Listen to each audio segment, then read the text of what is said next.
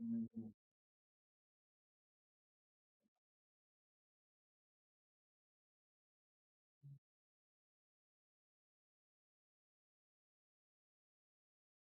Because you touched it. Didn't like to be. No, it like reset everything to default for some reason. And I don't Oh, that know. during the update, there's a Well, no, thing that. this was Streamlabs did this now. So, Oh, that, I don't know. all right. Well, here we go. Now we are up and running. Hello, everybody. Welcome to this week's episode of Waters of the Deep. Katie will not be joining us, unfortunately, but it's okay. We got a little bit of side stuff to take care of regarding the bastions, and then if there's time after that, which I'm sure there will be, we have Katie's blessing to progress with the campaign.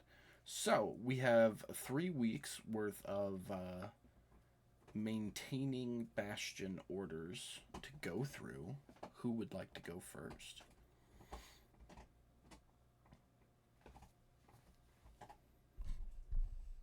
Said it. All right, Brad's up. Brad, you got all your bastion stuff open? Let me pull it open. Hold on. Yeah, that's gonna be the other thing. Everybody, right now, pull up your bastion stuff.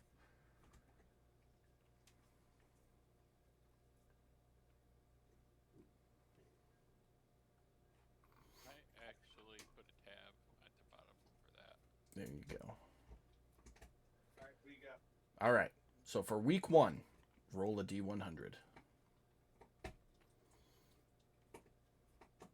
I don't have like actual cutscenes for us to play out if anything happens, so we're just gonna do this narrative. Your bastion in week one was attacked. Roll 6d6s.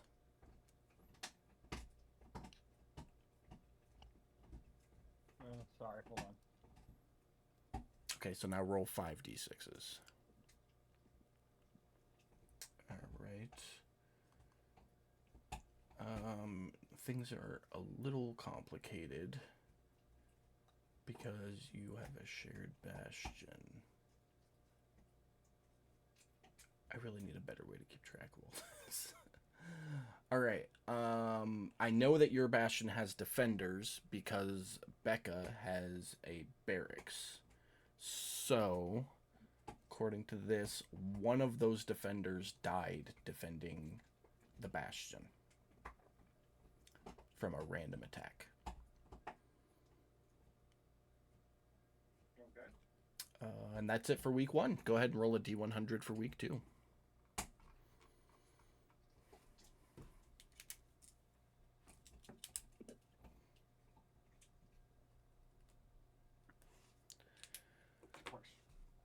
56. Do, do, do, do.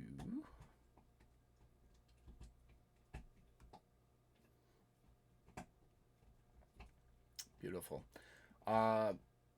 So we're gonna just assume that you put somebody in charge of your section of the bastion for the sake of this argument. But it has come to light that one of your hirelings has a criminal past, and the Watchers have arrived to take him away. But seeing an opening, your person in charge thinks I might be able to bribe him. A little casual conversation later and some probed inquiry, he's pretty confident that 100 gold will take care of the bribe. Do you wish to pay it? I forget what happens if I don't pay it. He goes to jail, but if that special facility that hireling worked for is the only hireling, that facility won't be able to be used for the first week you're back. And I don't know, I think. What do you have? You have the garden, which is one hireling. So yeah, we're going to say it's your garden hireling, just because that one only has one. So if you don't pay the $100 bribe, your garden will be inoperable the first week you get back. I'm gonna hold off on paying the bribe. Okay, so just make a note next to your garden. So you'll still get to reap the benefits of that first week y'all were out at sea, but then you'll spend the next week getting your garden up and running again once you get back. So just make a note that you don't get to use the garden the first week you're back. Okay. All right. And then week 3, roll a D100.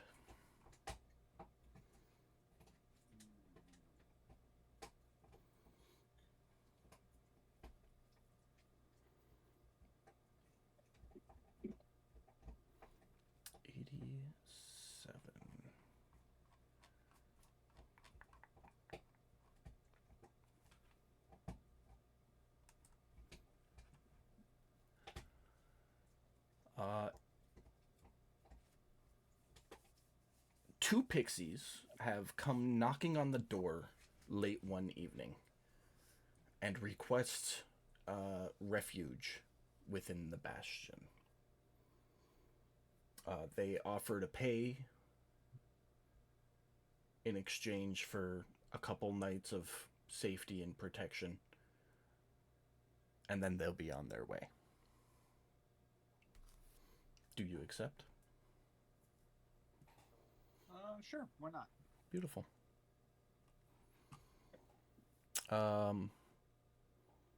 Your bastion person wakes up the next morning to find a coin purse on the bed that they were sleeping in, and they are gone. Inside the purse is 500 gold. Make that a note on your bastion page. You can collect it when you get back. Yeah, gotcha.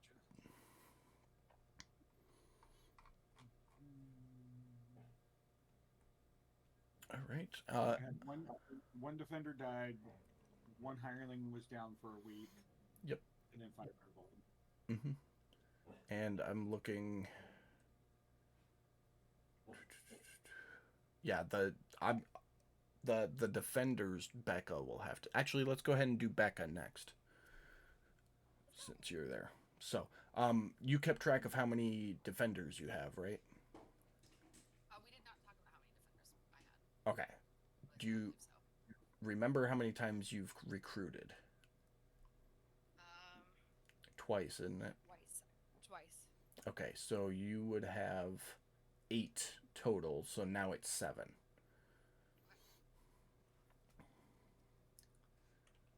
All right, go ahead and roll a D100 for your first week.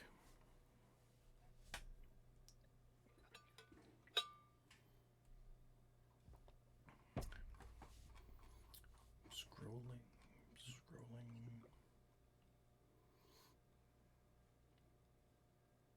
Roll a D20 for me.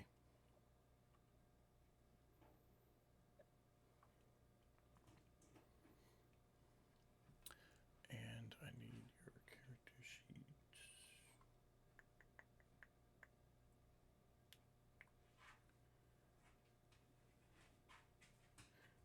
Beautiful. Your storehouse hireling was extremely bored and with having nothing to do, and decided that he was going to seek employment elsewhere. So make a note next to your storehouse that the first week you're back, you will not be able to roll, as you will have to find a new hireling for that facility. Rude.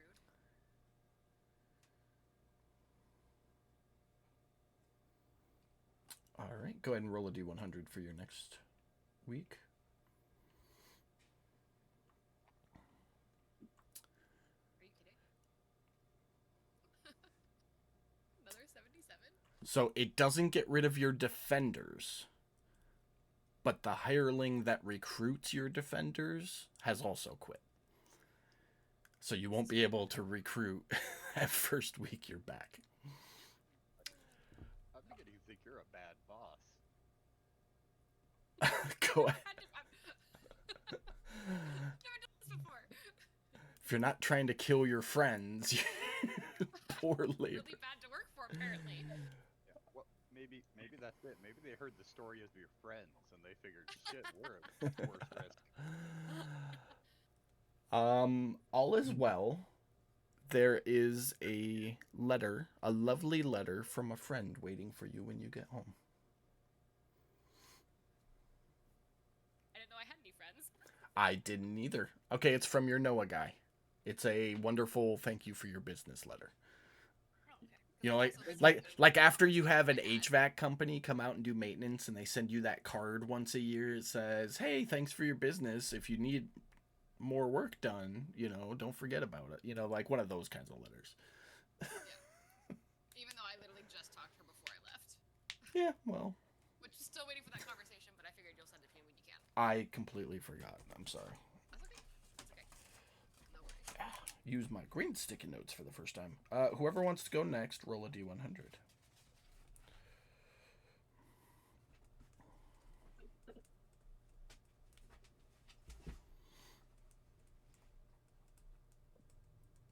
Becca, did you ever text me what the conversation was about? I believe I sent you messages on Facebook. I don't know if you, because I know that was the issue the first week. Is Yes. you Yeah, you it had was never actually the first week. texted I sent me. it to you on May 4th with a list of 3 questions. Okay, got it. I wrote myself a sticky note. It's green in a sea of orange, so I'll definitely see it. Pan. 94.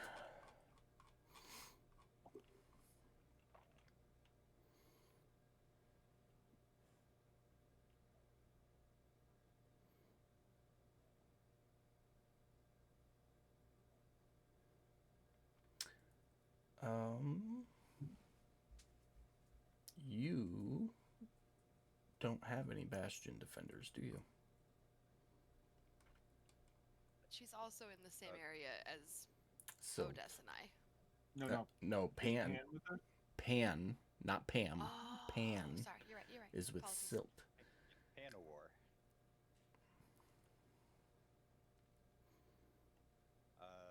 Probably no more than the security at the bathhouse. Just a second. I'm looking to see if Bastions get defenders.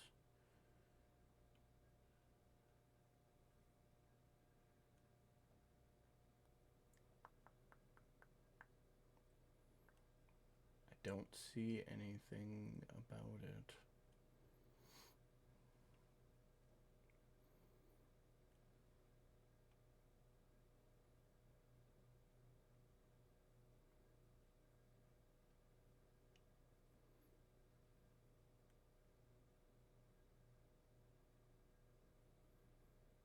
Mm.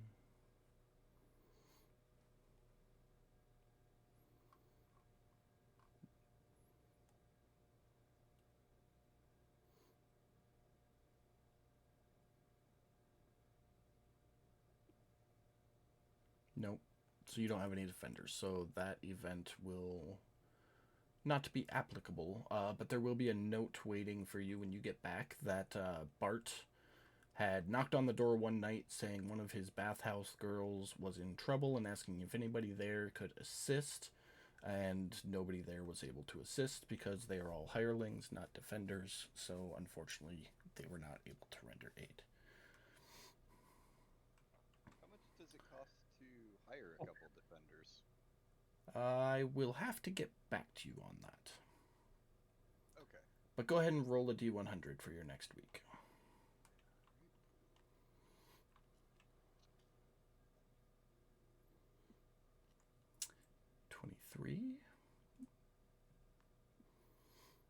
Beautiful. One of your hirelings fixed a leak in the roof. All is well that week. He's getting a raise. Go ahead with number 3.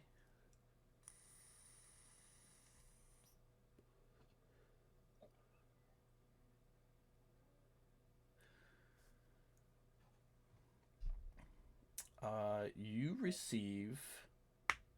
There's a lovely letter waiting for you when you get back from Fitz. Aw. Yay. It says he's proud of you. Aw. He heard about the shield. Maybe not yet, because that just happened. Who wants to go next?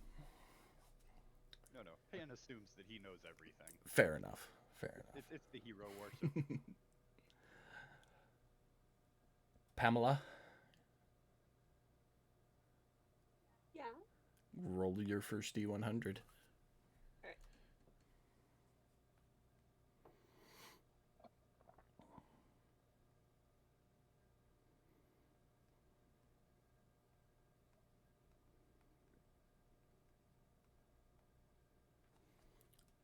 Sorry. Right. 60.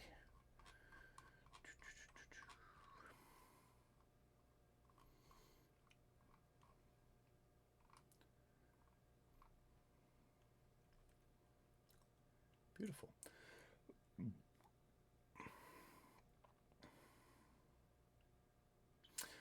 Your primary hireling, the guy we're going to say you're role playing for the sake of this argument, has been approached and asked if he would like to host the insert random local festival coming up. After some conversation, give me just 1 second. After some conversation, it's determined that it would cost 500 gold to prepare everything for the festival. Okay. But it will bring great notoriety to your name for hosting it.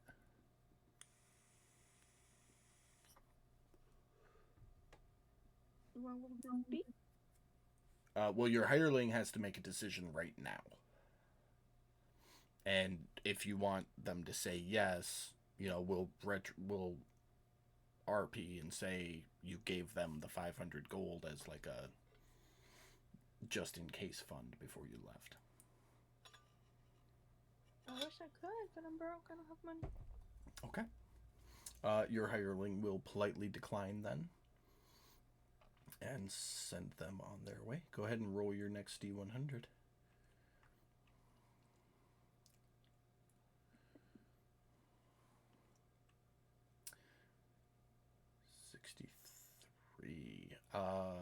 The next day, the same guy shows up, not happy with the fact that you said no. He tries to convince your hireling to host this festival, and your hireling quickly shoos him away. No is no. Go ahead and roll your third D100.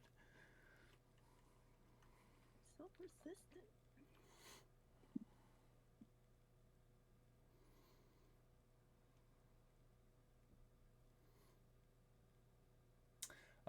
And you will have a lovely letter waiting for you when you get back from your Noah guy, inviting you out for a night of drinks and drunken debauchery.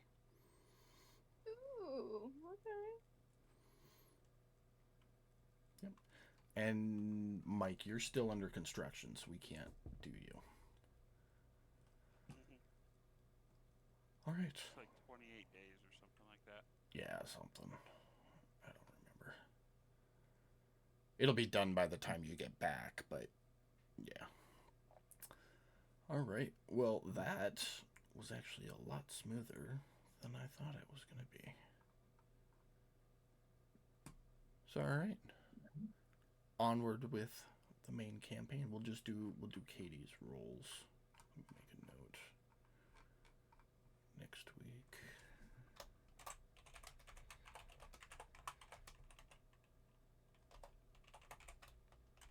Beautiful. All right.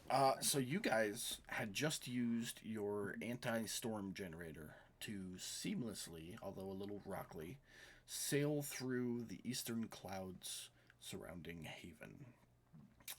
When you breached the far side, you are in an ocean with 20 to 50 foot swells. To the north is a giant...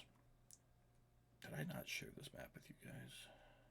I'll share it just in case. To the north, you can see two large towers, mountains with lava, rivers of lava flowing down into the ocean. It straight up looks like hell.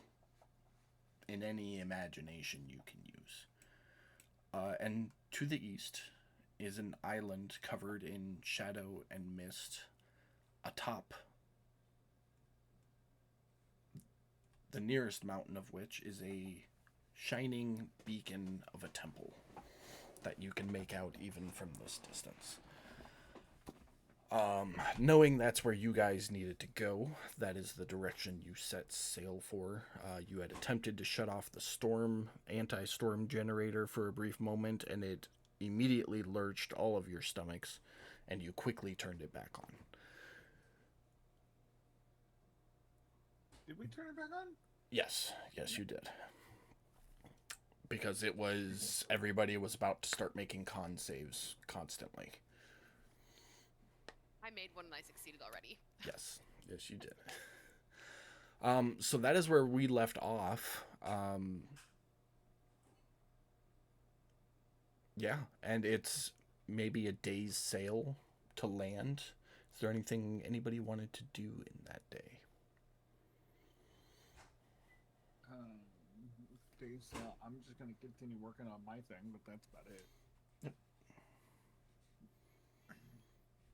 I think you need a couple more days of work before the next roll. Okay. Just like 2 or 3.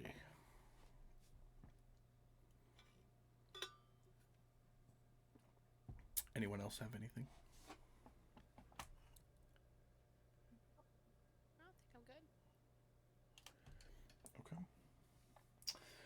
As the ship pulls up to the coast, just close enough that it'll be convenient for you to get out and get to shore, the waves crashing against the beach, you feel should be making a thunderous amount of noise, given the amount and the size of the waves and the fact that they're hitting everywhere along this coastline. But as you anchor your ship and get ready to disembark, you notice a real lack of noise. But it's still there. It's like a hollow noise, if that makes sense. Not the noise of something that is hollow, but a hollow itself noise. That it's there, but it's not. The 6 of you and Sir Waddles disembark, do the brief swim to shore, and walk up onto the beach. Or fly to shore, if that's your preference. Because some people gotta be special with wings and shit. I'm talking shit, he's not even paying attention to me. Silt probably would have used my folding boat, though. Oh, yeah, you do have the folding boat. I forgot about that. Yeah, I was talking shit to you, Mike. Oh, sorry. It's all good. I got a notification, a message, and I had just sent you a message, so I thought you were No, wasn't me. responding. So Nope, all good. I did see your message, though, and we'll talk about that later. So, no, I had narrated swimming to shore, and then I corrected myself to or fly to shore, because some people got to be special and have wings and shit. And then Galen mentioned she had the yeah, boat, right. so none of you had to swim to shore. You were all able to kayak to shore. But as you pull up on the beach, your footsteps on the ground are also hollow.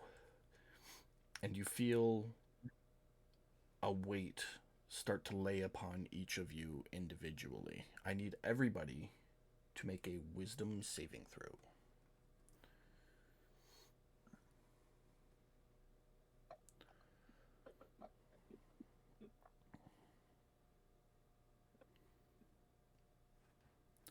Love it. Pamela. Wisdom saving throw. You're part of everybody. Am I though?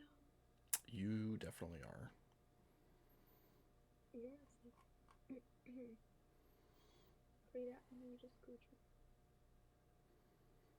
Wait.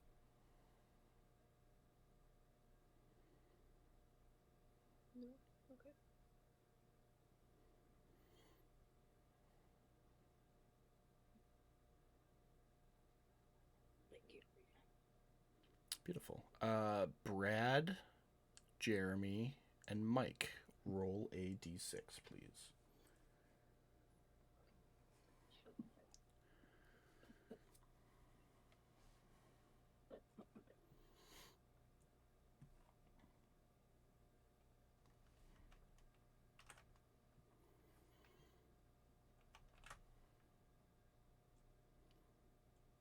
The three of you get a wonderful special effect. And I am putting them in your effect sheet right now. And you can roleplay that however you want or however you don't want. But there are things that happen whether you roleplay it or not.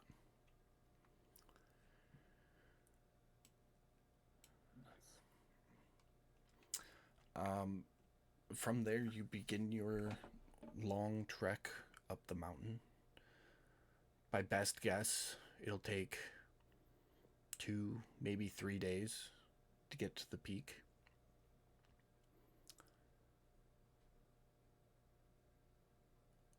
Does anybody have anything they want to do, say, any conversation?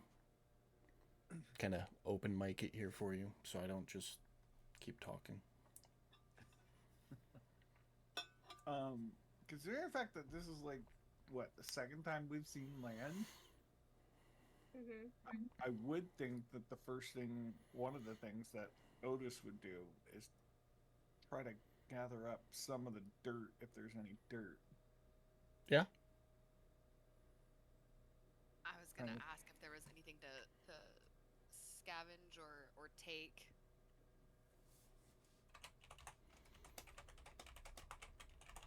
Wait, this is a solid actual island? Yep. Anybody can fight? I need money. Yeah, no, it is a solid landmass. The first one known outside of Haven that any of you have ever heard or seen. Technically the third, because you saw Hell first. And then this one. But yeah, no, it looks foresty, Gallon. Very, there's maybe 50 to 100 feet of beach, and then it's forest. It looks like a forest. I'm gonna definitely collect some sand. Okay. And then I'm also gonna collect things from the forest as we're walking towards the mountain. As you're walking through the forest, well, when you walk through the forest, just in case anybody else has anything else, you won't find anything edible, plant-wise. Nothing herbal, nothing medicinal. It's very simple shrubs and mostly fir trees, pine trees. Okay. But it's like barren. It's like a vegetarian island, if that makes sense. Do the pine trees have sap? No, they do not. Do we have pine trees back on Haven? Yes. The Shadow Fae has a farm plantation, more or less, and pine trees are a part of that for sap producing purposes. But these, when you cut into them, no sap. Nothing. Okay. Well, that's all I would do is keep an eye out, be super perceptive, Okay. look for anything to scavenge. You have a really high passive perception, so that wouldn't be a problem.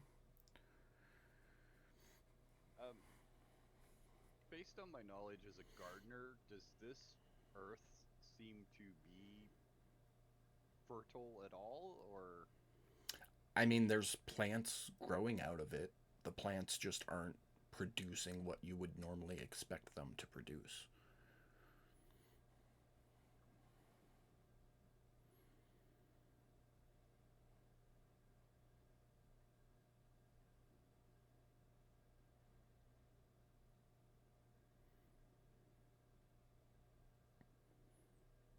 Anybody else? I'm not a gardener, so I trees from where the area that I originated from, so they definitely look weird, but I mean, we're past the clouds here, so I wasn't exactly expecting to see normal.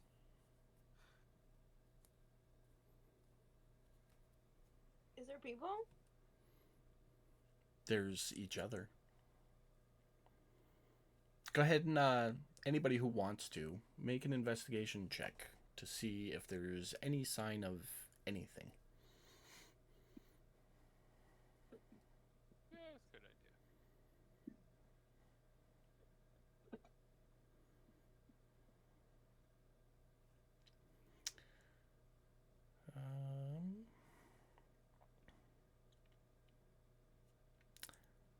Taddy, Pan, and Gallon. You all come upon a set of tracks.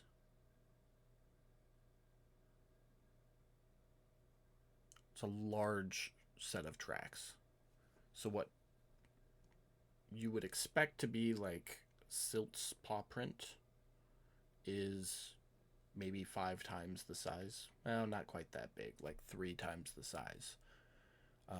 Much larger and different from Silt's paw print. It's more triangular, I guess would be the way to describe it. But it's still a paw print, nonetheless. Still a paw print. You can definitely see the pads and the claws. It's just more pointed at the claws. And much larger than Silt. Speaking of Silt, for this session, I will play Silt, but I will not give anything because I obviously know things that Silt doesn't. So if one of you thinks Silt should be doing something, call it out, and then I will have her do it. So it's kind of like a... It's kind of like a collective play Silt. I mean, she doesn't have to be doing anything for this, but yeah. I mean, I would look at Silt and go, "Damn, does your family come in extra large?" You met my family. I don't know. It's a kitty. Just as you're pondering and asking about Silt's lineage, you hear a loud howl echo across the valley. Silt looks at you, Taddy, and goes, "We don't make that noise." Okay. Never mind. I was wrong. That's a puppy.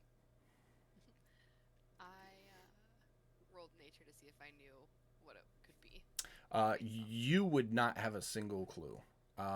Pan, I keep forgetting you are from the before times. And you rolled high enough.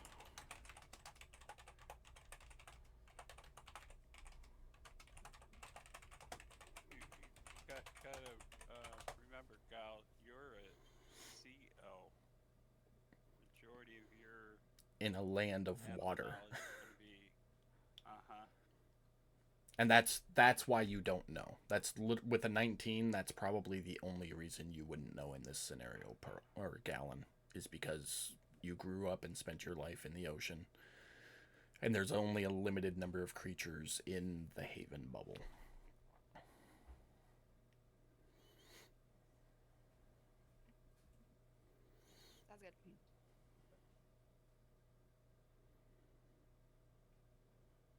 Yeah, he just took us out of our element, is what he just did. Gal. No amount of rope or sails are gonna save you now, Mike. Nope. You guys all have silvered weapons, right? As he says that, you hear 3 or 4 more howls coming from the different sides of the mountain range that you're in. Mountain ranges that you're in between. In response to that, I would say I don't think I do. Do you have a magical weapon?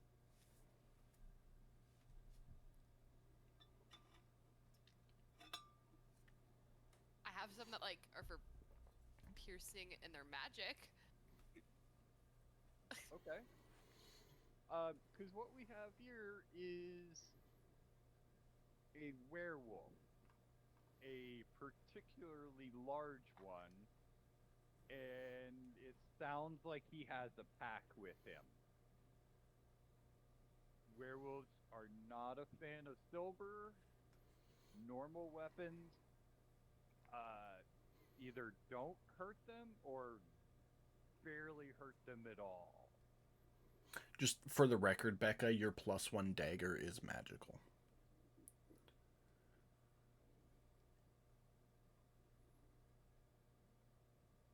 Cool.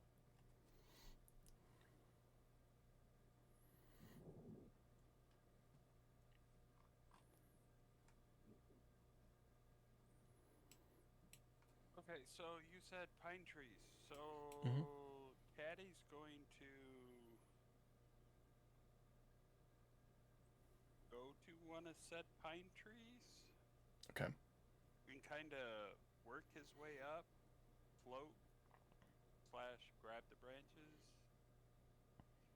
You know, instead of actually lifting myself, use my wings to pull myself up. Mm-hmm. To try and get a view in the direction by which these things are making noises. Okay. So you very easily get up to the treetops.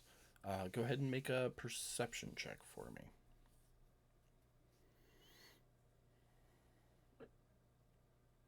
Oh, and don't let them bite you.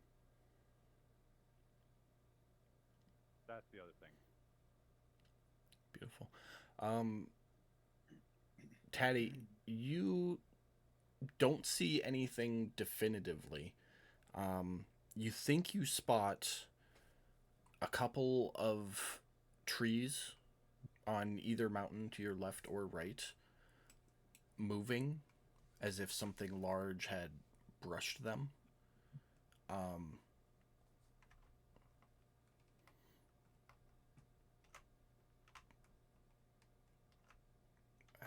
one. There we go. But yeah, you don't see anything definitively. Okay, I would definitely relay that to the group. That yeah, I saw some tree movement, like something big's moving, but I ain't seeing shit.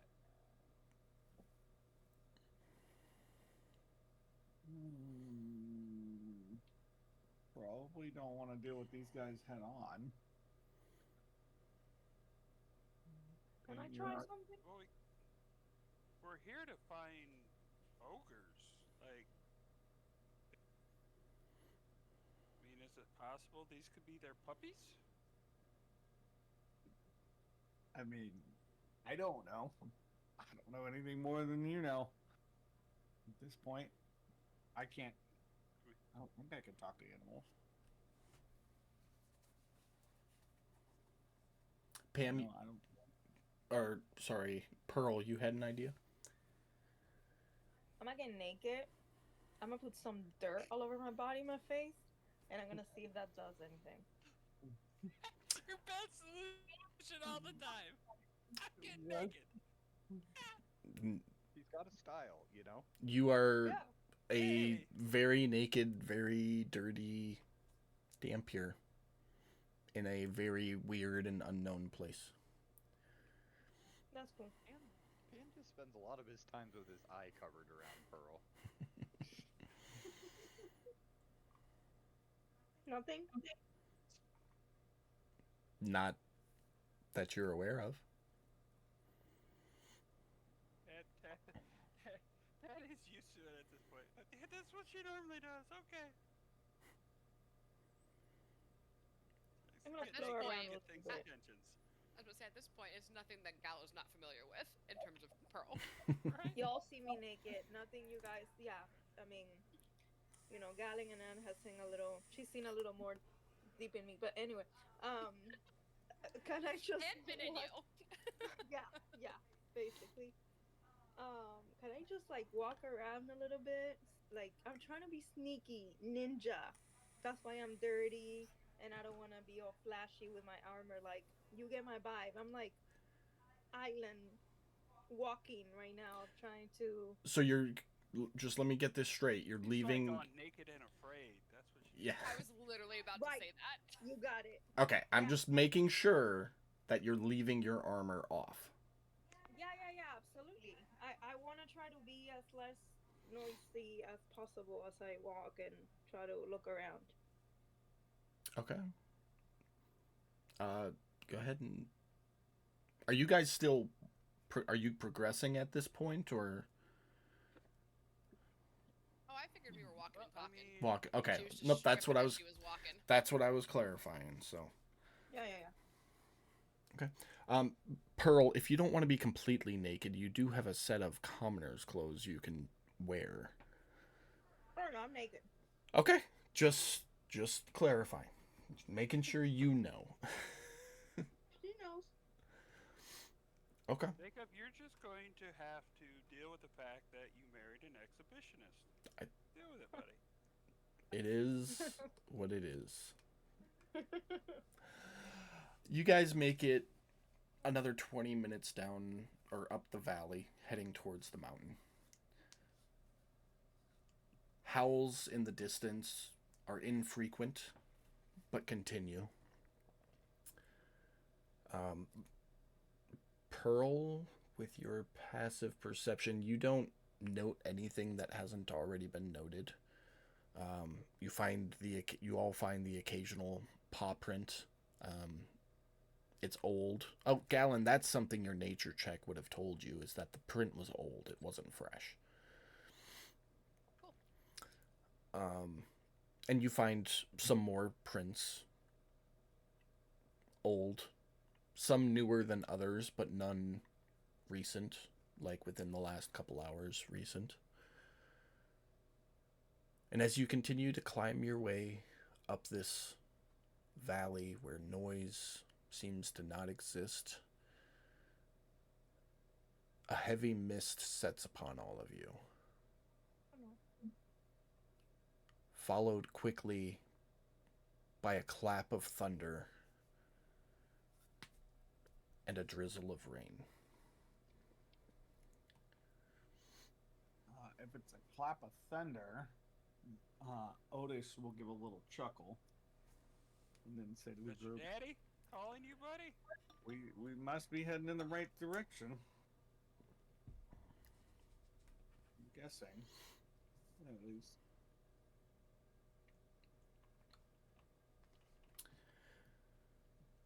As the minutes carry on, the drizzle of rain turns into an utter and complete downpour, to the point where streams and rivers have started appearing in the forest that you walk through.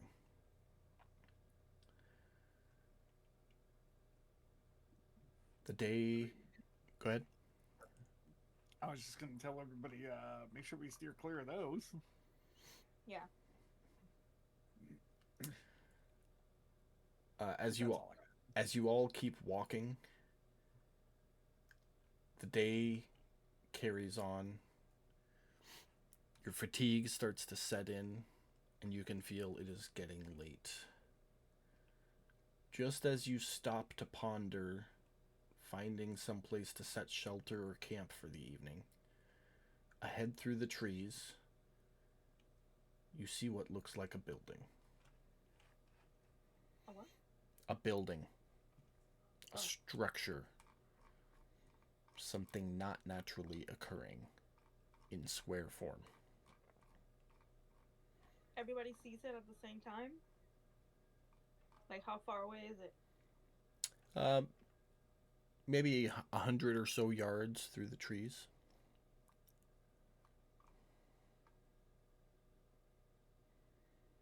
Does it look abandoned? You are not close enough to tell. I mean, first signs of life we've seen since we got here. true. Might be worth going to say hi, or at least getting close enough to figure out what's going on before we say hi. One of the two.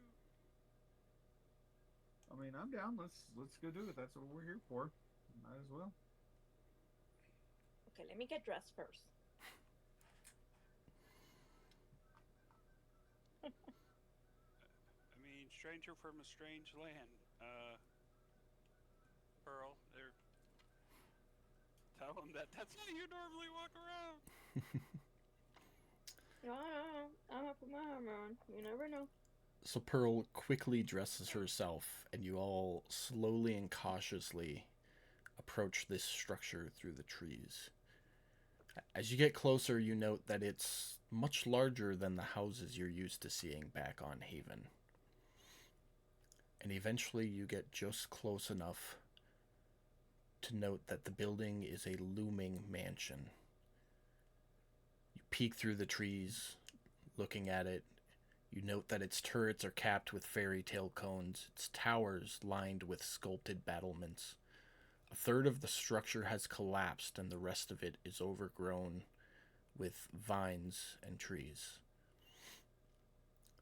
A dark octagonal tower rises above the architecture, seemingly coming out of the back of the building.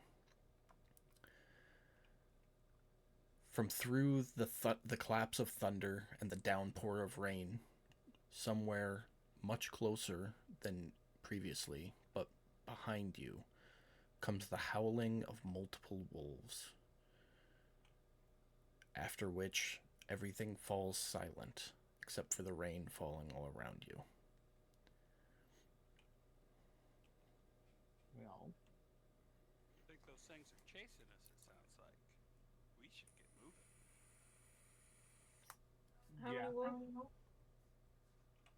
What was that, Pam? Pearl? We don't know. How many wolves, like, that we can see of? 10, 20? You a can't- pack, 50? You can't see any, but you heard Okay, more but than how- you heard more than 3 howl behind you.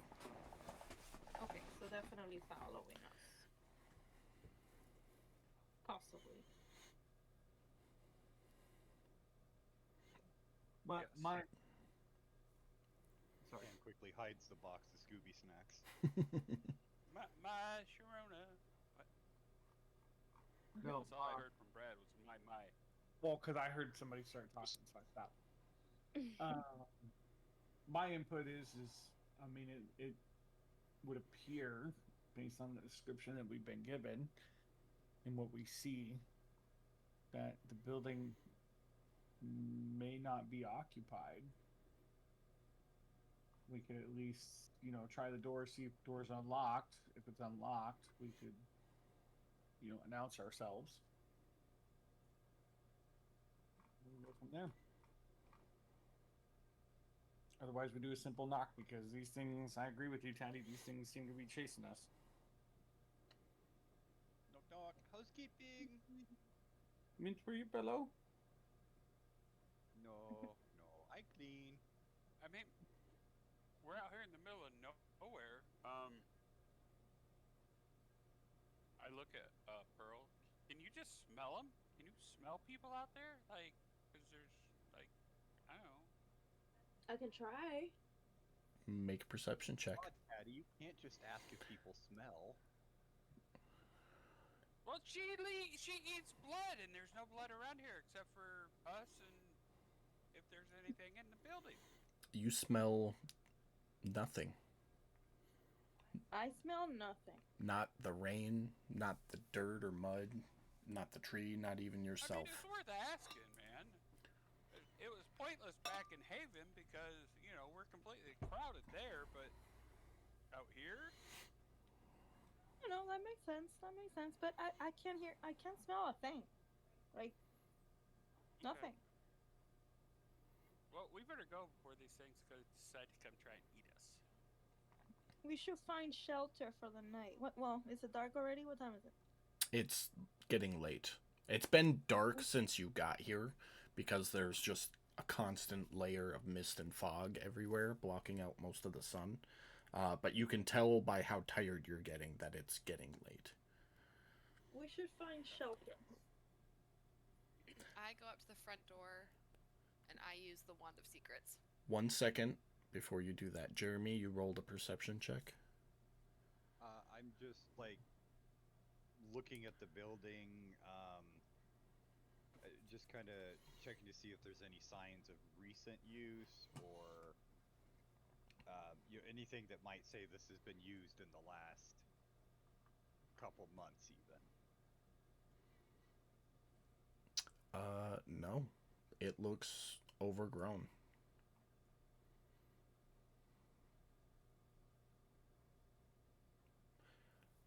So Gallon approaches the front door, as well as anybody else if they want to go with her, and she pulls out her Wand of Secrets and activates it. And nothing happens. I try and push open the door. Yeah. And if it doesn't push open, then I try and pull the door. You go to push against the door and nothing happens. And you grab the handles and pull, and as you pull, it seems as if the entire building is groaning from being moved for the first time in who knows how long. Okay. As you open the door and look inside, the room you are looking at feels like it would be a king's tomb. On the far end, there's a grand staircase leading up to a stone balcony, held aloft by stone pillars and arches.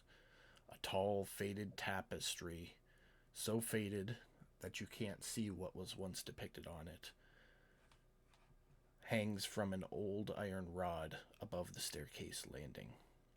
6 sets of double doors lead from this foyer. Along the walls, displayed on marble pedestals, are 3 busts of what once were men, possibly. It's hard to tell with how faded they have become over the ages. Dead bodies, skeletons, any of that laying around? None. Everybody in!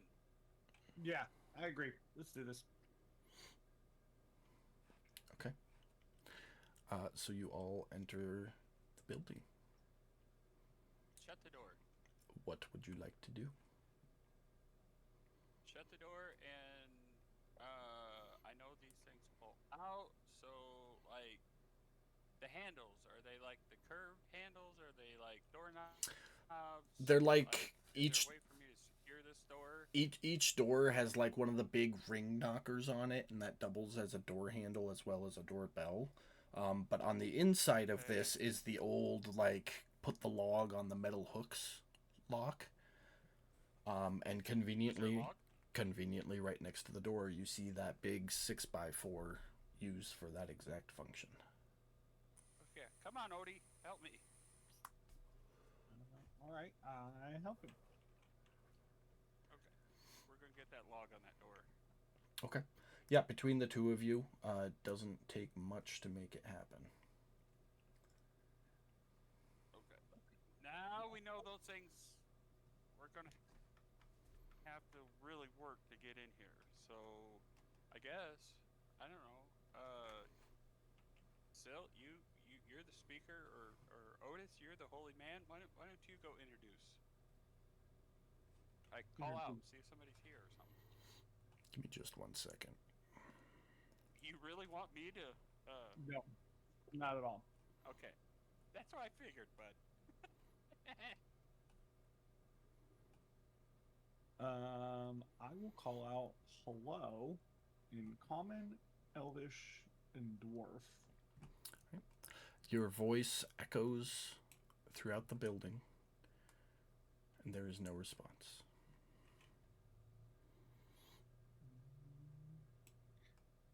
I don't think we have anybody currently present. Yeah, at this point, I would, with no response. Silt says, let's pair up and split up so the 3 groups can cover the house and search it quicker. Bad Silt. No. Somebody get the squirt bottle. No. No, Silt is kind of off to the side, shaking all the water off of her fur and cleaning herself. Yeah, that sounds more like it. I know you gave us a description, but I would like to search this room more in depth. Go ahead and make an investigation check to search it.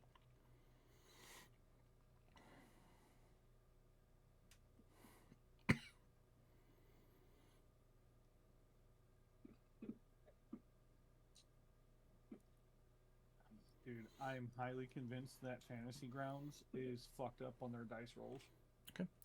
Well, there's the staircase here leading up to the second floor. You can see balconies running either side, here and here.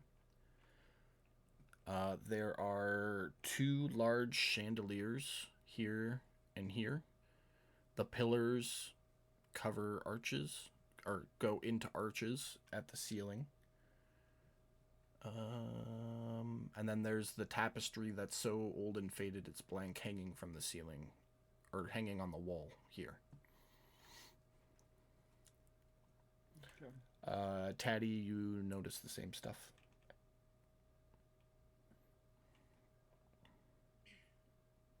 Well, I guess we could go looking.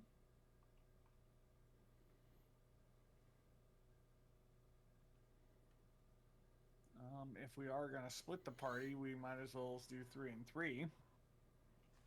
If we're gonna do that. What do you guys want to do? How big is this place? You don't know? We Well, the outside. so you saw the building when you were outside. You don't know how deep it is, but based on the size of this room compared to when you walked up, at least 3 times the size of the room you're in. I mean, And at least we 2 stories tall. No, I was just gonna trying say to like find- if we're not sorry, Mike. Go ahead. No, finish up.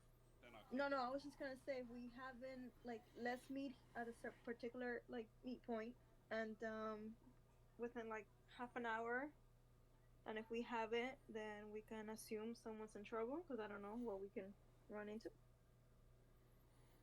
Yeah. Well, I would say this would be the meeting point since we all know where here is. Yeah.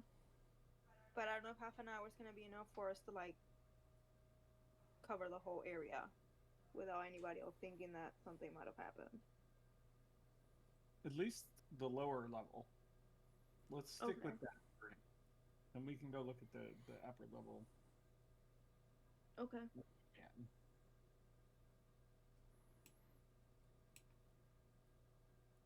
Do Are we all... see like if there was any movement or anything, like any activities, anything at all, like anything, food crumbs, like Nothing. blood, Dust on recent? the floor. Not even opening the door to let what should be a breeze in altered anything. I think something got us with that mist that we ran into, but And as you ponder the movement of things, you also note you cannot hear the rain from inside this building. oh no. Okay, well, let's go see if there's loot. Let's go. All right, who's So you- going with who? There's 4 doors here, gallons by 1. There's another one there, and there. And then there is an opening here, which actually, Miss Gallon, you would be able to see down. Well, I'm gonna go to the one that is close to me. I'm gonna go with A Gal. statue at the end of that? It is a statue of a creature you do not recognize. I relay that information. Oh, and that looks like a chair. Yep. Almost like it's leading to a table. Should we go I would check really- that out first? I would relay that to the team. Be careful. And specifically say like Ready. there's a statue of a thing that I don't recognize, which I'm hoping that gives Pan the idea to The go check door's it out. open already, so Silt, worth going to look. Silt will go with Taddy. And I am definitely gonna go into the door I am Okay. in front of. That Pearl, you said you were going to this door. Jeremy, where are you going? all by herself. Alrighty. Let's go, buddy. We got this. I promise I won't get naked in front of you. All right. Oh my god, I don't think my blood pressure could take it. So here's how we're going to do this. I'm going to open the areas up on the map, and then I'm going to read the description for each one individually, and then we'll go through each group one at a time for what you want to do once you've got that description, okay?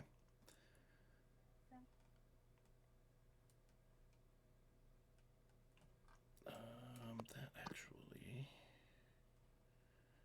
opens up nice and wide.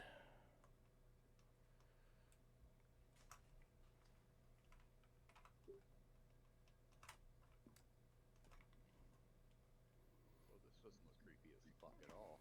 Beautiful. All right, Galen and Odess first. You see in front of you a wood-paneled den. It has been completely and utterly ransacked. Pillows have been torn open. What was once feathers strew about the floor. There's a fireplace along the western wall. I use west loosely because, yeah. And along the eastern wall are a bunch of scraps of black wood.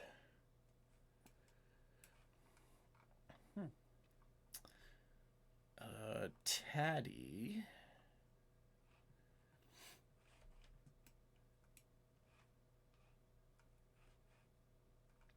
Give me a second.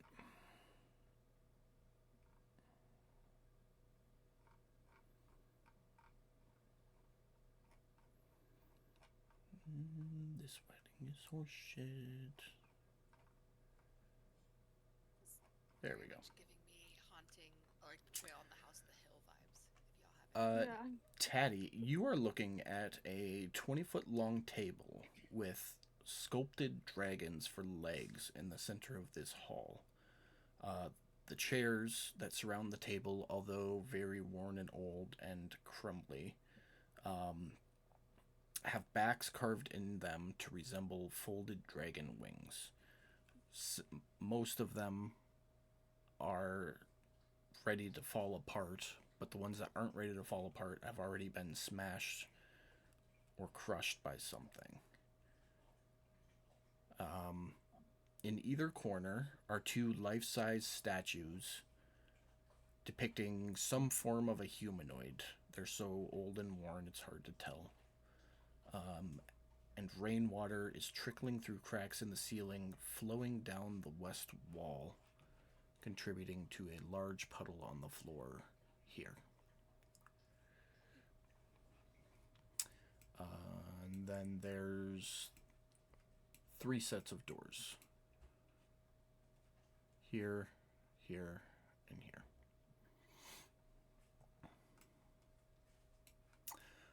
Pearl and Pan, you open that door and you are outside.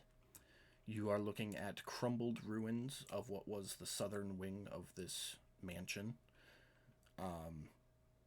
It's just scrap and crap and wood, and I know in the picture you can make out objects, but nothing is discernible in what you are seeing. It's a pile of rubble.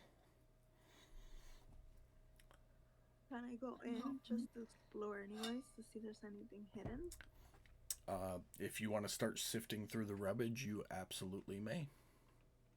Not necessarily. I just want to go and have like a better close look, see if I find anything that's shiny or anything that brings my attention.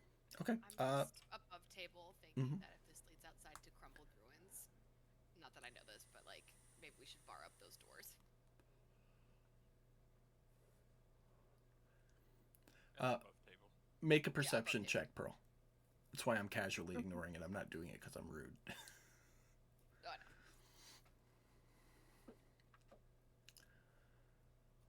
15. Yeah, nothing is sticking out. It is all stone slabs and really old wood that all looks rotted and ready to crumble into dust. Okay. So I tell Pawn like, man, nothing to look here. I think if we go in, we might get hurt more than anything.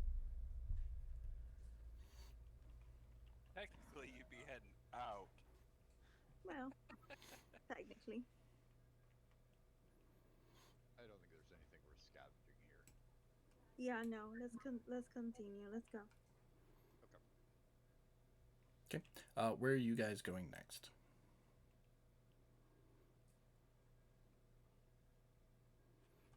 Let's go.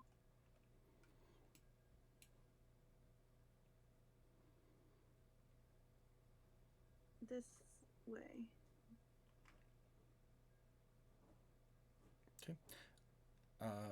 So you would know that that door also leads out to those ruins, but there is the staircase right there if you want to start heading upstairs. No, I don't. I just want to take a look at the staircase. Okay. Yeah, looks like a pretty standard staircase made out of stone. Galen, Odess, anything you guys want to do with your room? You do note another door at the far end across the way here. I mean, Scavenge for anything in here that we could use. yeah. Go I ahead. would take a look at that black wood. Go ahead and make investigation checks as you start checking out the room. You said Blackwood.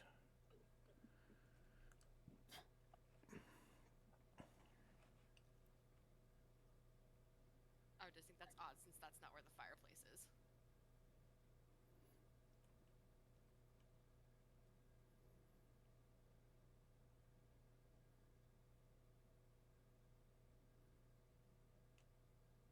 Okay. You step into the room.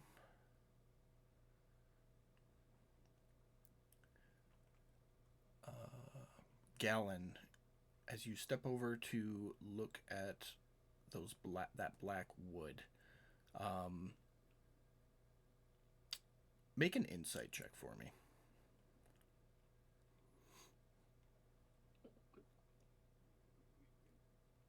Yeah, great. You can tell that the wood at one point in time made a box of some sort. And there is, or was, it's very worn now, a symbol carved into one of the boards, one of the longer boards, that was either a side or a top to this box. And Odess, as you stand looking around the room for anything that might be of use, you ponder over at the fireplace and you see just a little spark of flame. I mean, it's tiny. It's like the size of a dime. Buried underneath a couple of logs in the fireplace. Well, I would tell Gal, like, hey, I have a little bit of a fire over here.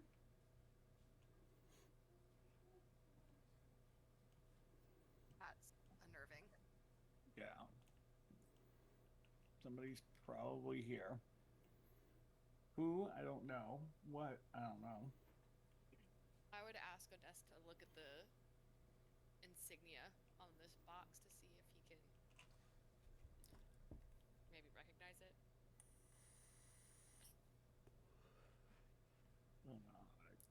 Look at it. If you're doing so, it'll be a history check. Or at least that someone else has a good set of eyes on it in case it comes up later while we're in this house. What you can make of this extremely worn out symbol doesn't even hint at anything you've ever seen before. Okay. Let me see if I have anything I can.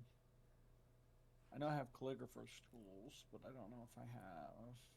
You can take a shading of it without any type of. Because I'm pretty sure I'm pretty sure you have some charcoal, don't you? That was one of your components. Well, I have calligrapher's tools at least. Okay. I don't have any Yeah, no, you'd be able to charcoal. take a shading of it easy enough. So I will do that. beautiful. As you finish and you both turn around, you will note that the little flame is now larger, maybe the size of above table a cat, and has taken on the shape of a small fiery dragon. And it hisses like steam releasing from a pot. And I need both of you to roll initiative, and we will come back to you. Taddy.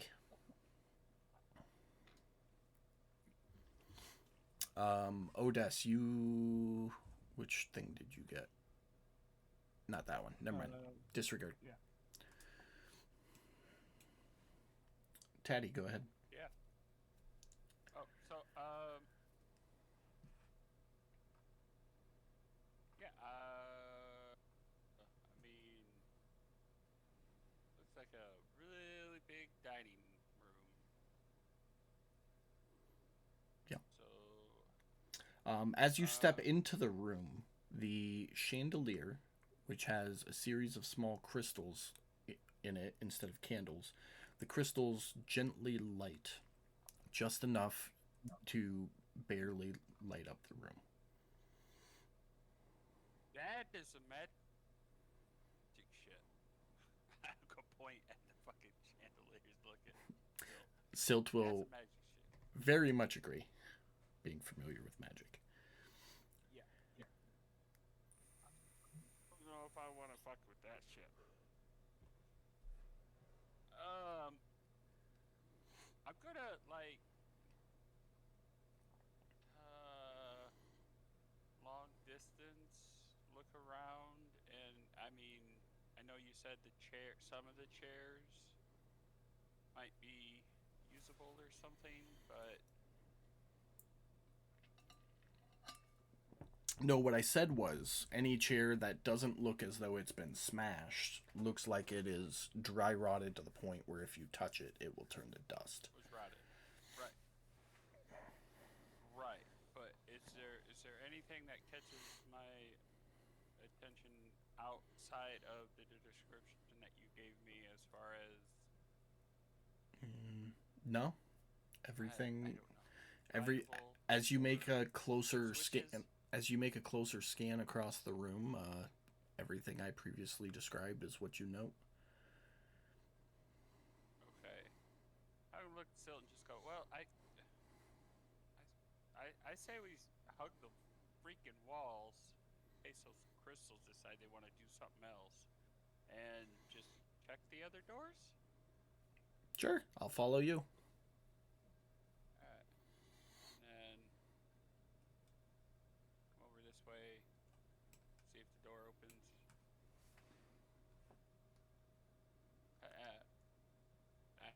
I'd probably be yelling hello as I open it if it opens.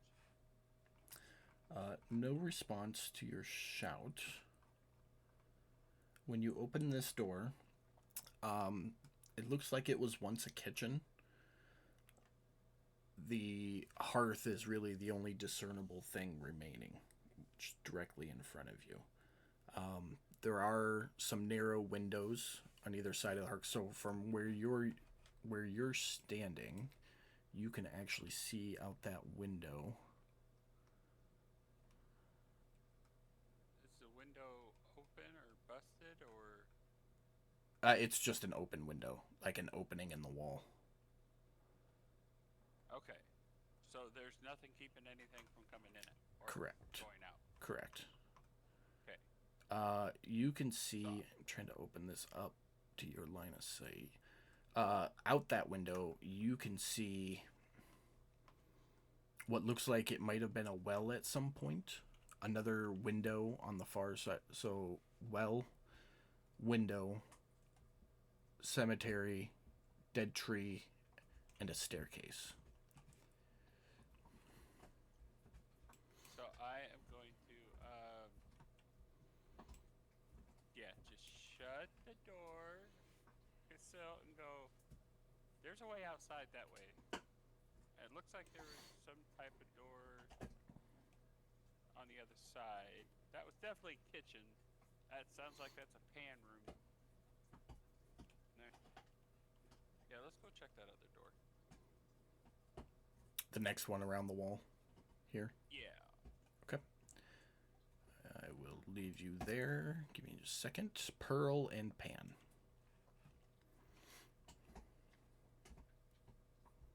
Alright.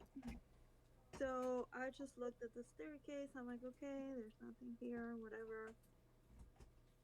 So Give me 1 second. As you're looking closer at the staircase, I probably should describe this earlier. You can see upstairs would probably be about here is an open hallway. There's a door about there. And another staircase going up over here. And that's all up on the second floor. okay, we're not going up yet. We're gonna wait for the rest of the party. So then I'll just say, let's go find our guys and see what they're up to. And we'll go to this room first, the one where Gaul and all this. Alright, move 30 feet. I did 40, sorry. It's alright. I got you. And I'll put Pan right behind you. Okay. Gallon and Odes. Gallon, you've got the initiative. Yes,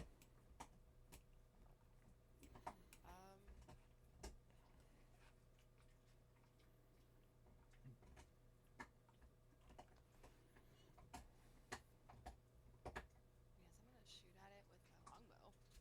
Okay. Go ahead and just drop it in the chat box.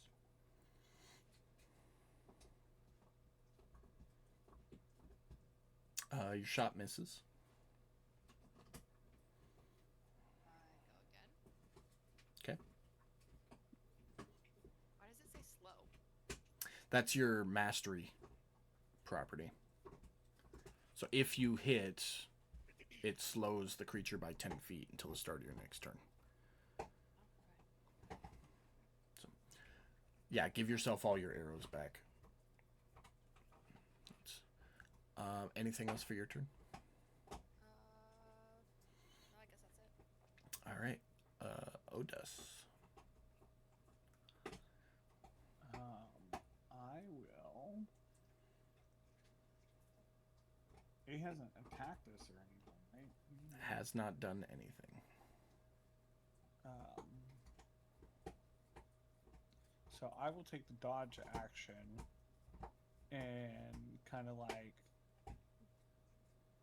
tap Gal and be like, "Hey, easy. It hasn't attacked us yet. It's not to be too hasty, like." Okay. So correct me if I'm wrong, because it's your character, but I'm envisioning that like you step in front of Gallon between it and the dragon, kind of hold your shield up, and then say that. It'd be kind of, something similar to that, standing beside her or something like. Okay. I mean, she just took 3 shots at this thing, so it's not like I'm not telling her. How much? 3? 2.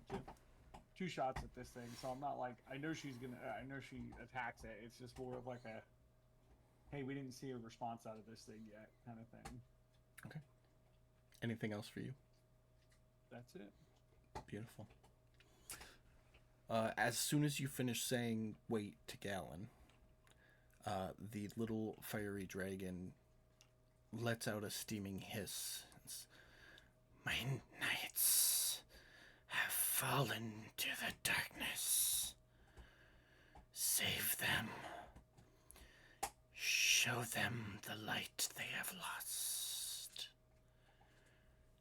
And with that, the fiery dragon swirls into a small fiery cyclone before puffing out the smoke rising up the chimney of the fireplace. So, I'm sorry. What does it say? Yeah, you kind of cut out on us. My knights have fallen into darkness. Save them. Show them my light that they have lost.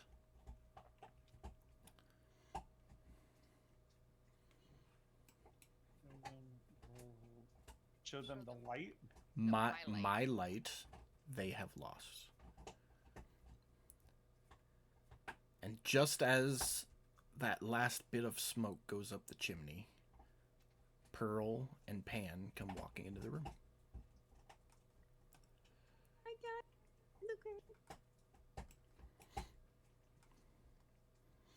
You guys would see Odess and Gallon standing in attack/defensive posturing, as if something had just happened or was about to happen.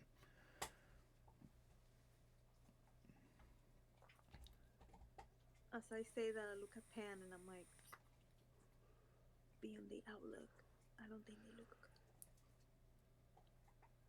We obviously see them come through the door, right? Oh yeah. Hey, Pearl, look in the fireplace to see if there's a spark in there. Is it a spark? You stick your head around the corner to look into the fire pit, and nothing. It's all just old, rotted wood. No spark. It's all old, rotted wood stuff. Why? Did you see something? I would look at, as soon as she says that, I would look at Gal and be like, "You saw what I saw, right?" Yup. Okay. Did you hear what I hear? I heard it say something. Hopefully, we both heard it say the same thing. And then Gal would look at Pearl and Pan and say like, "Oh, did you guys check out the room next to us?" We checked out the room across from us. Doesn't lead anywhere. Nowhere that would be beneficial for us anyway. Just all scrap and metal and things that we don't. I don't know. It doesn't look very stable. I wouldn't risk going in there. And you guys didn't check the one next to us? No, we haven't yet. I wanted to check with you guys first, make sure you guys were okay. Oh yeah, no, we're cool. We may have Okay. something, but Yeah, when we meet up again, and we'll chat about it Okay, there's cool. some magic stuff going on, so be Yeah. careful. for sure. This is great, Pan. Come on, let's go check out the other room. Let's see if we get something too. Oh, and by the way, if you see like a little fiery dragon, like Don't He shoot just it. I kinda- will immediately don't shoot it. collect him as a pet. Yeah, don't shoot him. Don't be like me. Oh, okay. Well, see, Pan, you can have a little friend. Okay, let's go. Okay. With I'm gonna use Arcana on the fireplace before I leave. Okay. Yeah, you check the fireplace over. You don't see any signs of magic or incantation or enchantment or anything. as Pan goes to leave, though, Otis would be like, "Hey, Pan, wait!" And he would show him the symbol. See if he knows anything about it. History? Yes, please.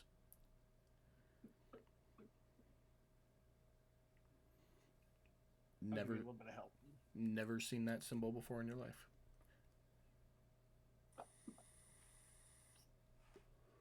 Well, okay then.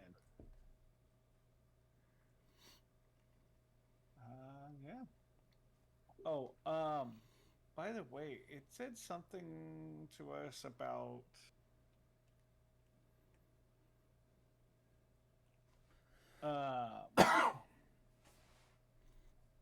that knights have fallen into darkness.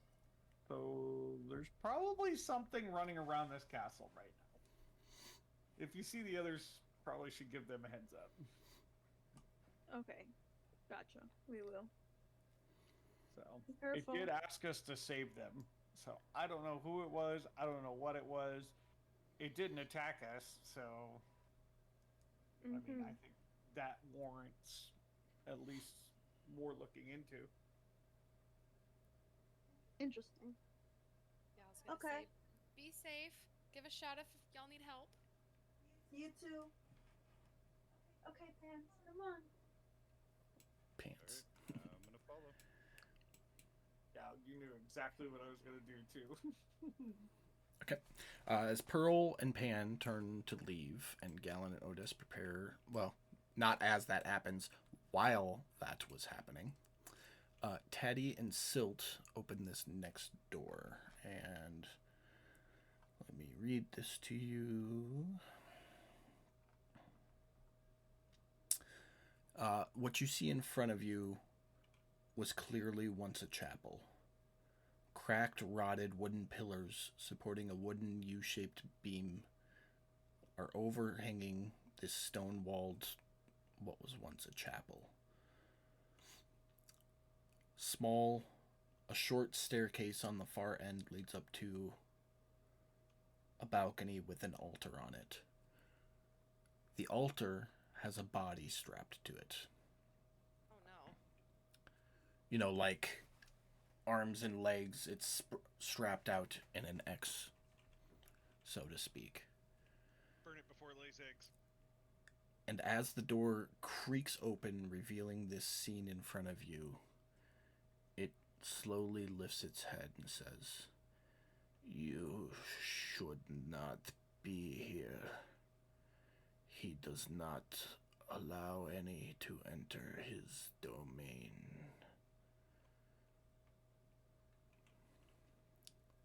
I look at Silt and I go, "This is a fucking Odie room. The fuck? We went the wrong way. And room over there. Fucking Odie room." I'm like just standing there face to face with Silt. Like, I get it. And I shut the fucking door. As you were bitching with Silt, I didn't want to interrupt, but as you were saying that to Silt, he'd speak again. "They already know you are here. You should run."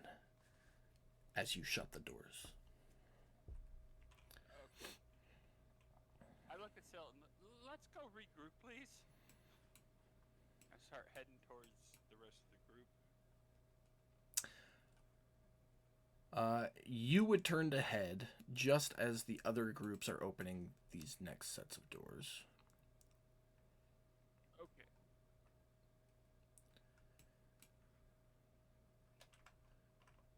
Bear with me. So I'm gonna put my pre-movement, whatever. Okay.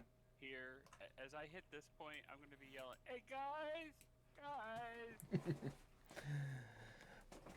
Okay. Hey you guys!"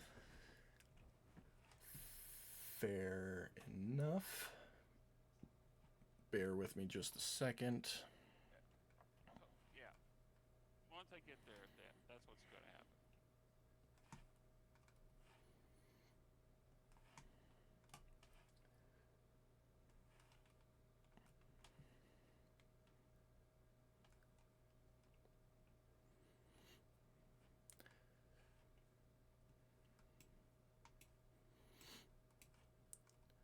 Do do do do do.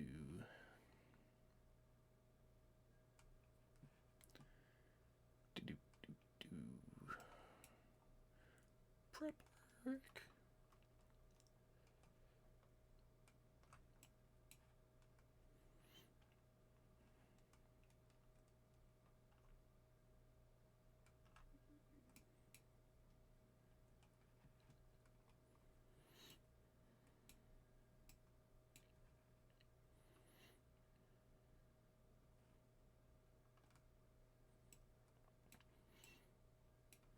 Okay. So what's gonna happen here? Gallon and Odess, as you open your door, you will see a scrawny, feral, child-sized elf, like all four squatting like an animal on this couch. And finishing crawling through the window on the far end there is a large fur-covered creature with two black stripes running from his snout up to his ears. I'm going to show you the tokens, but let me finish my descriptions of what all's going to happen. He's also wearing scraps of what once seemed to be an elegant outfit of some sort. Maybe not elegant, but nicer than commoner clothes. The feral-looking half-elf is wearing tattered clothes and a robe and a mask. Pearl, as you open your door, I need you to make me a dexterity save. Actually, no dexterity save. That's not how that rule works. It works like this. Beautiful. As you open your door, a great axe swings out of nowhere, slamming into you. On the far end is a pale orc.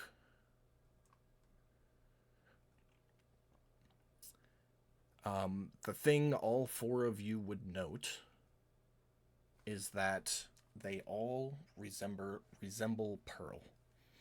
Pale, bloodlust in their eyes, and fangs of some form or another. And I need everyone to roll initiative for me. As that happens, Pearl's gonna scream so she can Okay, perfect. let Galen and Otis know like something's going on. I took away your movement there, Mike, because we're heading into initiative. So, I need and Taddy, don't forget you have disadvantage on initiative.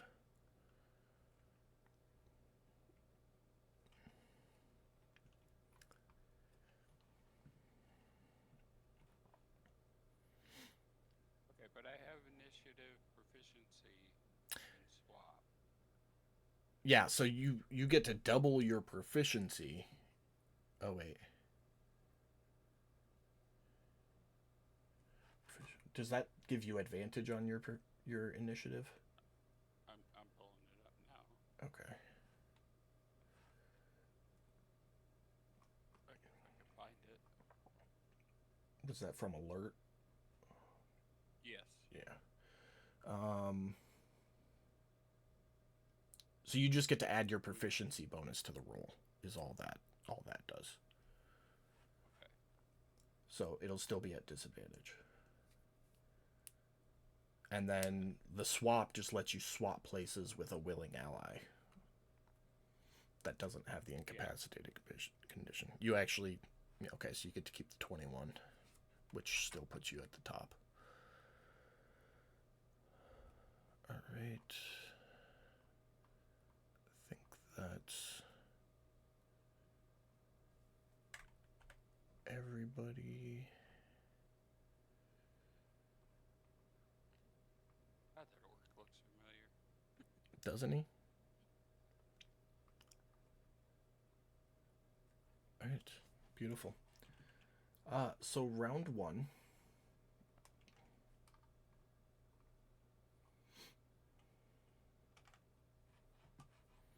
Pan.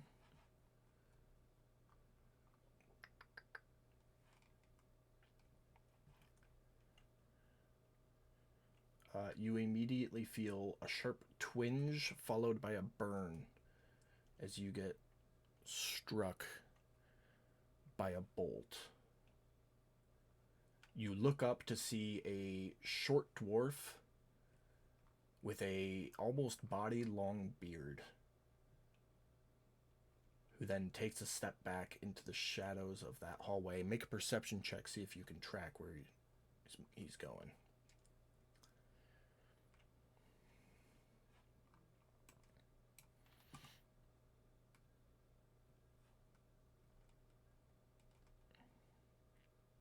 Beautiful. With that 25, you watch him take a couple steps back and he disappears into the shadows.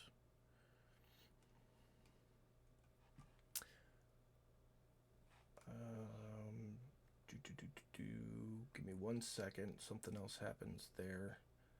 Does it smell funny? You don't know, you're not close enough. But as you reach up to pull the arrow out, the barbs that were on the end of it give you extra damage. That's just the sneak attack. I forgot to put it on with the regular damage. Taddy, you're up.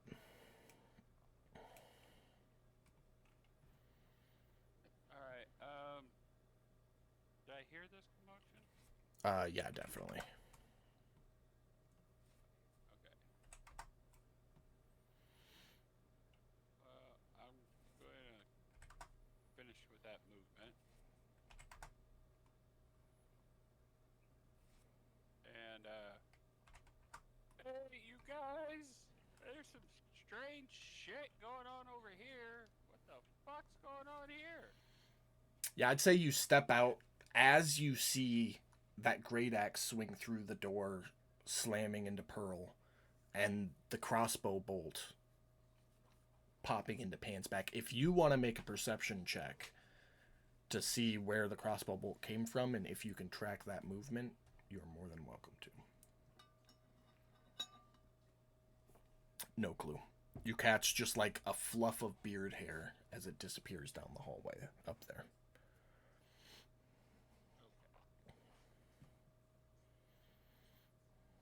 Wait, I saw a glimpse of it at the hallway. Yeah, so here, I'll show you guys real quick. Just ping it. Ping the spot. So this is the upstairs map, and you can see all of it, but the shot came from here, and you catch just the bit of beard hair as it stepped back to there, and then disappeared. Oh, so this is above us. Yes. Okay, gotcha. Okay, that makes sense. Okay. And you guys can close that map. We'll bring it into play if anybody goes up that way.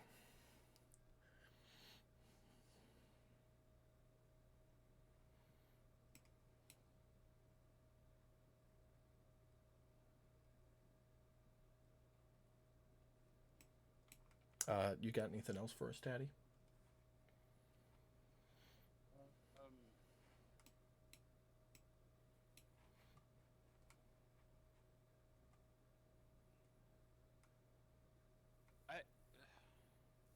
Okay, so I know something is up there, and it's a fair assumption that whatever was up there might have hurt Pan? It definitely shot, and as he pulls out the crossbow bolt, you see the barbed tip that rogues are known to use to get that extra sneak attack damage on shots. Okay, so I am going to go ahead and use my extra movement, because there's a staircase here, to get upstairs. Pan is also pointing and screaming, "Stranger danger." So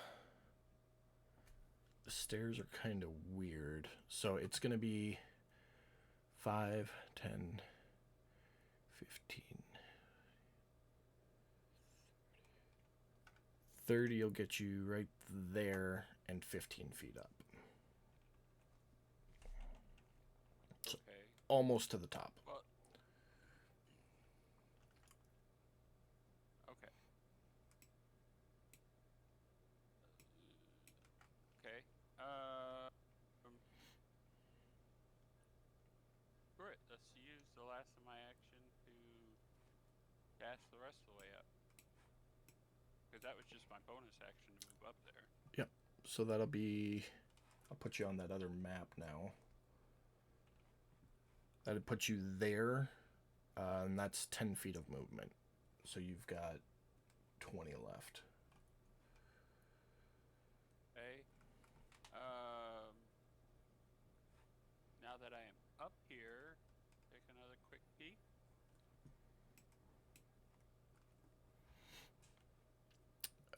Nothing. Okay. Hey, I know you're up here somewhere, god damn it. Why don't you come out here and talk instead of shooting people, asshole? Guess that ends my turn. Alright. That'll bring us to Mr. Orc again. Gonna take 2 more swings at you, Pearl, because you're right there. First one hits.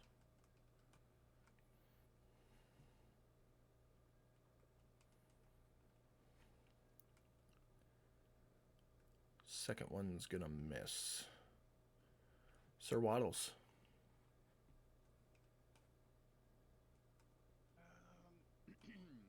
So I know there is an orc or something in there swinging a great axe at Pearl, right? You can see it very clearly. Okay.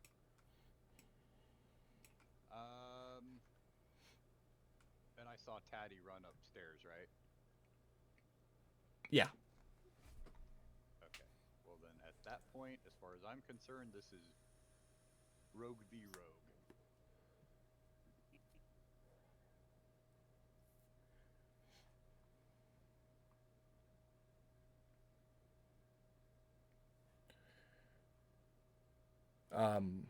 Yeah, it's you and Sir Waddles, so you'll have to get within striking distance for your great club, if unless you're doing a shot, in which case you use the wrong one. Yeah, it's the same roll to hit. So. Okay, so yeah, first shot misses. Yeah, still missed.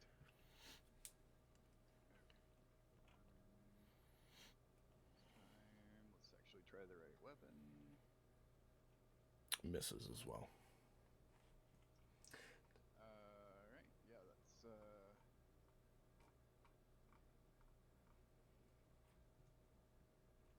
yep, that's it for me. Alright, and then Sir Waddles.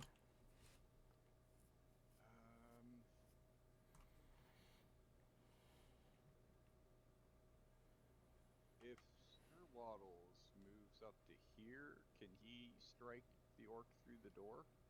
No. So he can't really get in a position to hit him at all right now, then, can he? Not right now, no. No, the orc is actually, like, right there. If the wall wasn't there, I would say yes. But it's around a wall, and it's Sir Waddles, so... He's just gonna slip a fin in there. Yeah. You gotta equip him with a taser or something, so you can just reach around the corner and zap him. Well, he does have that. What is? It's not exactly what it is. A force-empowered rend. Yeah, I don't really know what that is. I thought there was something he could do where I could cast touch spells through him. I know you can do that with familiars. I don't know if you can do it with your construct. You'd have to look up the verbiage on that to determine. So. Well, I'll look that up while I'm on my way to the next turn. Alright, so nothing else for him this round? No, that's it. Alright.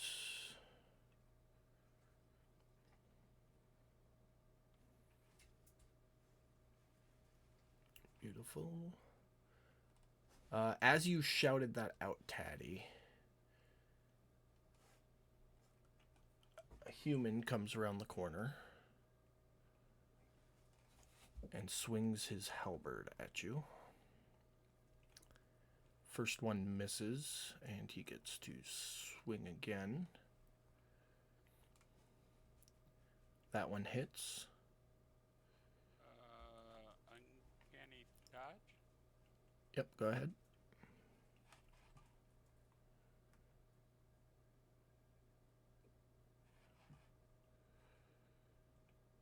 Let me know when you got it on. It's on.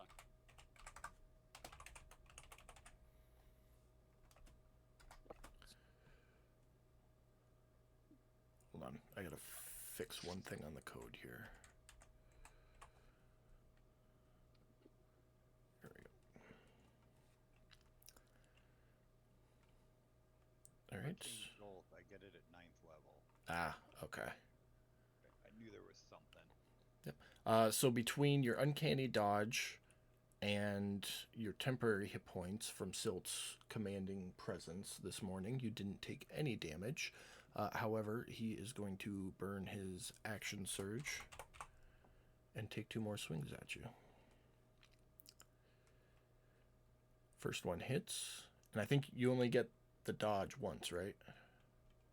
I believe so. Yeah, because it's your reaction. When an attack you see hits you with an attack roll, you can take a reaction. Okay, so yeah, just the once. Alright, so here it comes. All of it's absorbed. And the last one misses. He will end his turn right there. The furry thing in front of you, Galen and Odess, will pull out his war pick and run it across his tongue, leaving a trail of blood, and you'll see the pick energize with some type of red arcane magic. And then he is going to charge. Right up to there. 2 attacks. First one hits.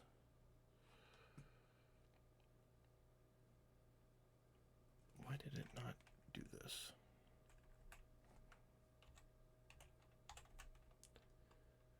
Give me 1 second. D8.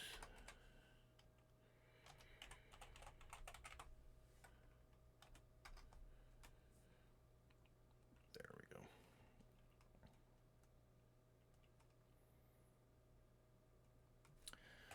Hold on. I didn't double check my coding.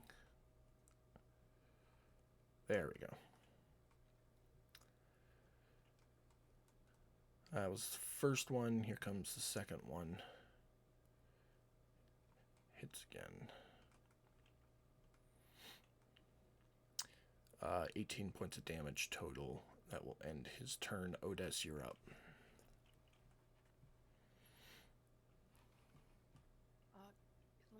Give me 1 second. Let me go see if he's by his computer.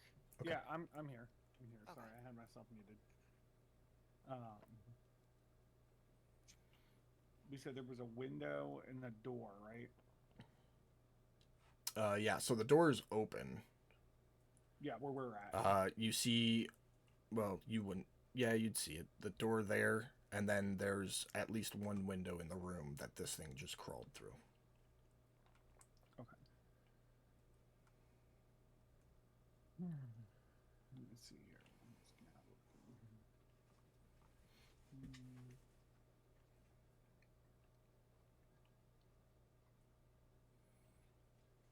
Fail. Let's see here. I am going to. God, good lord. There's so many things I can do right now.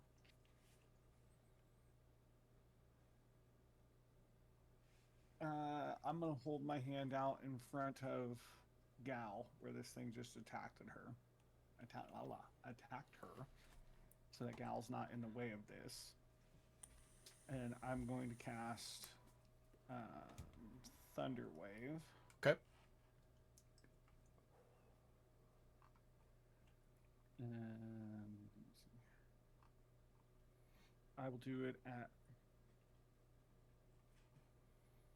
What did I burn level 2 already for today? You can give yourself that back. You would have long rested before you guys hit the beach. Yeah. I was like, what the hell did I spend that on? I'll cast it at level 2. Okay. All right, so go ahead and drop. It'll just be on the thing right in front of Gallon. Drop the con save. Well, so hold on 1 second. Let me check, actually. Because it's a 15-foot cube. Yeah, It's- where's my square? There we go.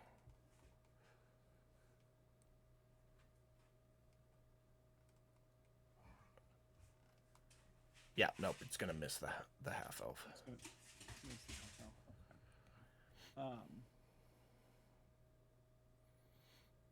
Okay, let's see. I'm gonna burn a channel divinity for that too, Okay. to do max damage on that. So I'll give him the. Let me see here. Target him. If it fails, yeah. Target him. And then where's the spell? I'm gonna hit him with that. He does fail, so that'll be 16 points of damage. I will give to him. It will be. Is that? It'll be add another 24. D8 to that. so 24 24. points of damage, and he gets pushed 10 feet away. Yes, and then any unsecured objects. Yeah, it's that scrap wood that's all rotted, hits the wall and explodes into dust. Okay. Yeah, so I'm gonna do that. And then, Make sure you mark off your divinity. yes, thank you. Mm-hmm. There we go. Actually, it's not that one. It's this one. There we go. I think my boots are bonus action, so I'll click my boots. Okay. Yeah, there's a bonus action, and I'm gonna tell Gal like, "Hey, we need to get out of here," and like back up with the others. And I'll start to back out of the room. Say like I'll probably back out to like the doorway, make sure Gal can get out too. Okay. And that's it for my turn. All right. Gallon. I'm gonna shut the door. Like, leave the room, shut the door. Okay. Wasn't even sure if I was even in the room, to be honest. You were in the doorway, or at the doorway. Cool. So I'm gonna close the door and find something to bar it. The only thing you think might work would be the dark wood on the far side of the room. Make an insight check for me, with advantage.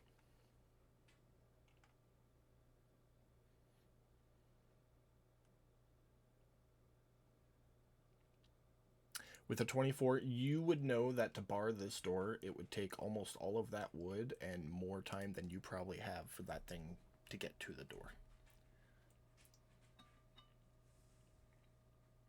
Okay, then I guess I would just leave then.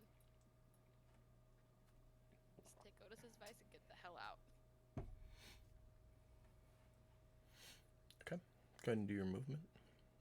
That's 30 feet. There's a pillar right there, so I'm just going to scooch Yeah, you it can shift just me a however you little want. bit. Is that it for your turn? Yep. I will say, as you get out here, you would see Pearl and Pan fighting with the orc, and Tatty up on the other balcony. And you'd be able to see that human that he's fighting up there. Oh, can I still have action. Can I shoot at the human? You absolutely can. Just target it via the combat tracker. Human. Alright, so I can just drop the attack on that, correct? Here, let's do it this way. I will... There you go. You've got the human targeted, so just click your buttons to attack. And it'll roll them against him automatically. Like if I just roll it in the chat? Not in the Click chat, button just on click the your button. character sheet. Mm-hmm.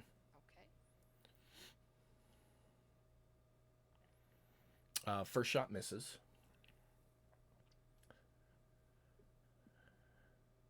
Second shot hits.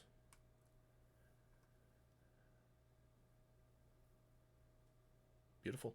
Tatty, you witness an arrow fly into the human's shoulder, and he doesn't even seem to notice it. Just keeps going about his business. You got anything else for us, Gallon? That's my turn. All right. Silt.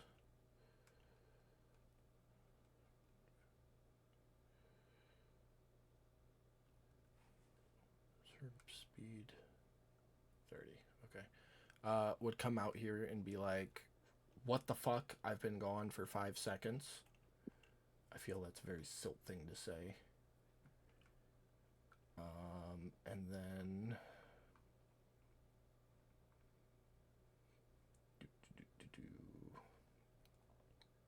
we'll do some Eldritch Blasts.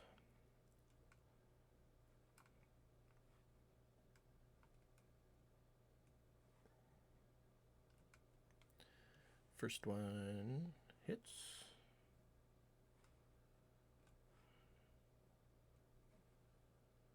Second one misses. And I think that's going to be it for Silt this round.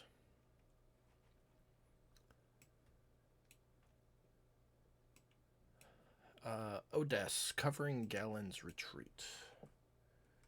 You you will bear witness as the door flies open and this feral thing like runs forward, does a half wall run, and just lunges at you, throwing fists.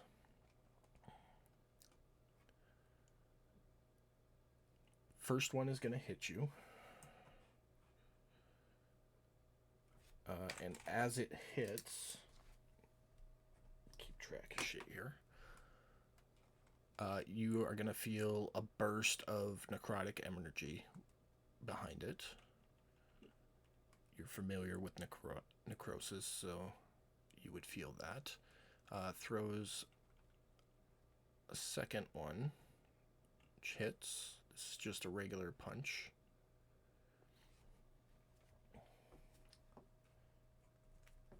And then it is going to where's the thing?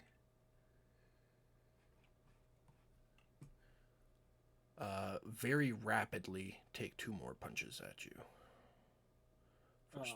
On one of those that hits, I'm gonna react to it. Sorry. I didn't Okay. wanna interrupt you.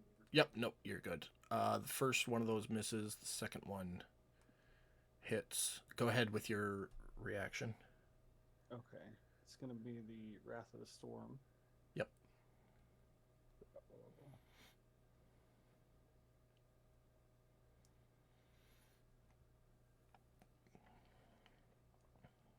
Fails.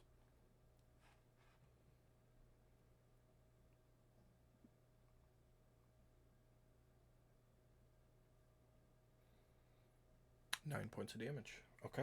I'm gonna yell it, "Back, you feral thing!" I feel like it would literally hiss at you. Yeah, yeah. If it's what I think it is, yeah, I would say that's pretty accurate. I mean, if you recognize the token, you know what it was at least. Yeah, 100%. I would say that's highly accurate. Okay. Yeah, you now have this feral thing that was like on you, just throwing punches, and then does like a casual backflip and is now right in front of you. Pearl, you're up.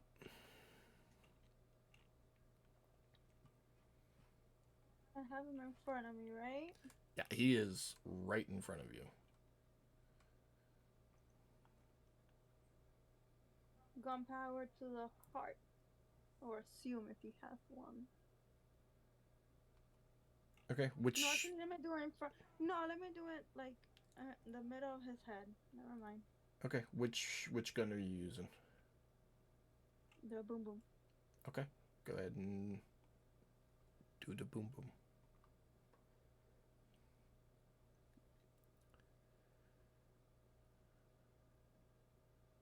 No, you gotta drop the save on him under the boomstick. Remember? Don't I have him target? I thought he did it automatically if I hit the thing. No, you don't have him. Here, I'll target him for you. Oh, But you have to do the save okay, got it. under your class fighter section. Yeah, give me a second. Give me a second. Just a little slow today. So confused.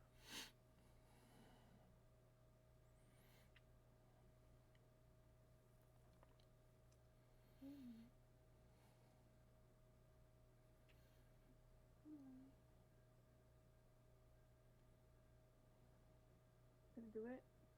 It did it. He succeeded, though. No. Which means he's gonna Can I take use my half. attack? He's gonna take half damage still. So roll the damage.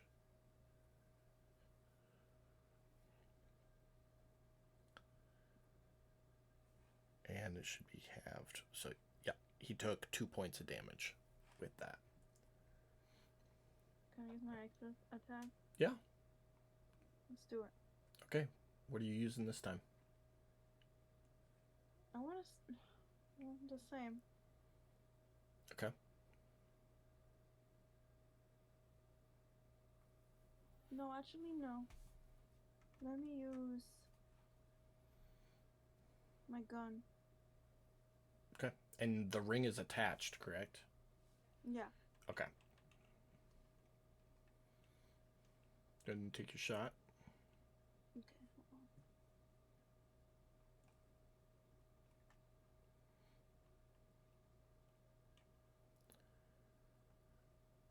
Hold on. That hits.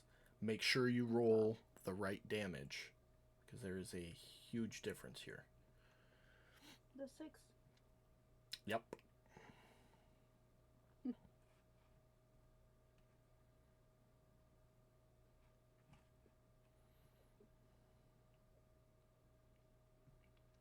Beautiful. So you pull out your boomstick. He kind of like slaps your hand a little bit to the side, so he only catches some of the ball bearings as the gun goes off. And then with your other hand, you quickly pull out your pistol with your ring of enlargement attached to the barrel and pull the trigger. And as you do for the first time, you see a cannonball just emerge out the tip of the barrel and blast him dead center in the chest, throwing him back 10 feet into the far wall, which he hits with a loud "Ugh!" and takes an extra 5 points of bludgeoning damage.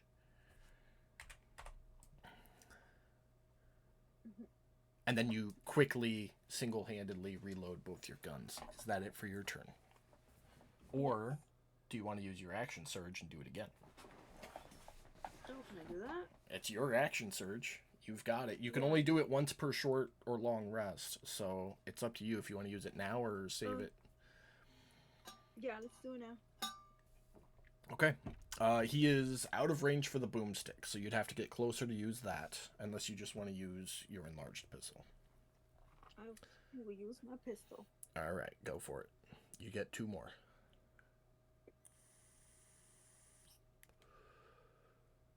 That one almost tipped to the 7, so you hit. Oh God, I know.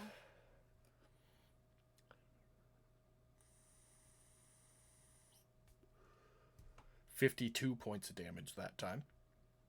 Reduced down to 26. Okay. Hold on 1 second. Okay.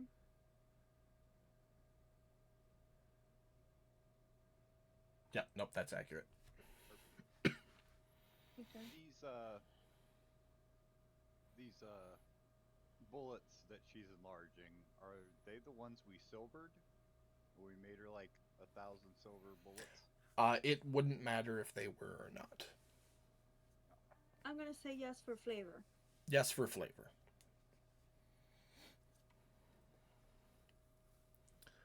You get 1 more shot, Pam. Yeah, working on it. Okay. Oh God. Roll a D100. No. That happened to me.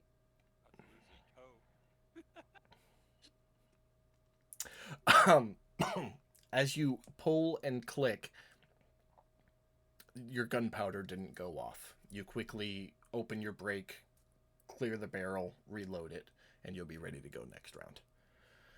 Son of a bitch. Maybe your powder got wet. Who knows? Oh, that's what I get for running naked.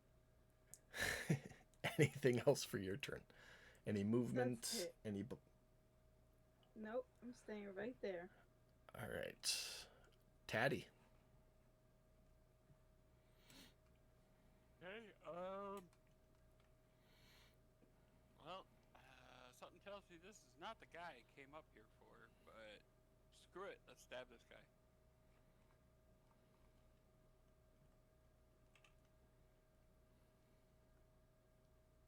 Am I close enough to stab that guy? You are not.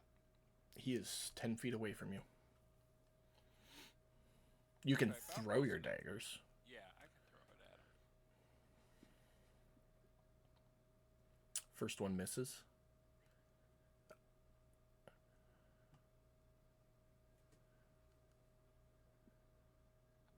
Second one misses. Alright. Rough dice. What else you got? Yeah. I'm gonna backflip over this railing Okay. and just float over here. Okay.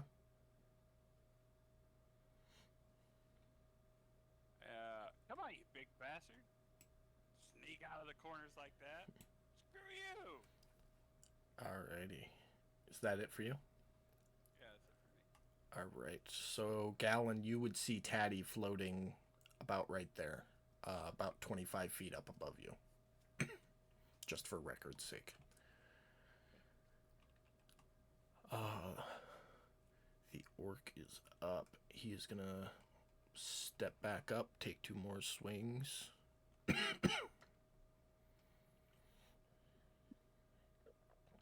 First one misses. Second one hits. Excuse me. 13 points to you, Pearl. And then as his bonus action, he is going to let out a bloodletting roar, which is anything within 15 feet of him.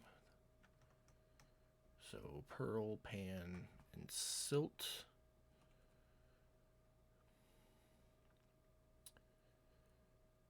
Two successes and a failure. So Pan, you are frightened of the orc until the end of his next turn.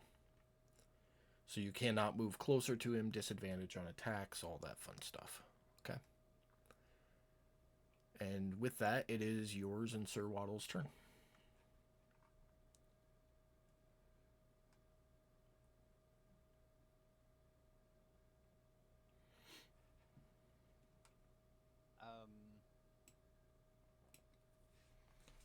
Can I see that guy up in the balcony?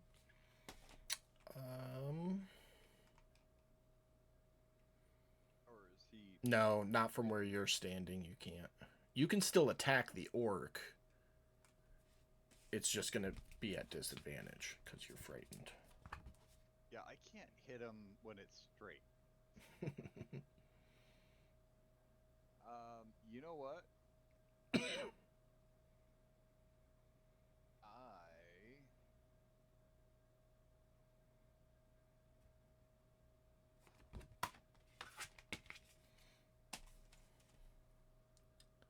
going to cast Healing Word on Pearl. That was Cure Wounds, which is better, but absolutely. Yeah, that's what I'm gonna do. And Any... I'm going to hide behind her. Okay.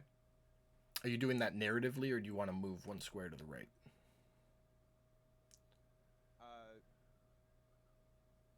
Pretty much narratively. Okay.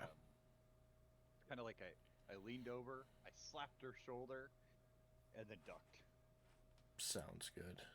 Anything for Sir Waddles?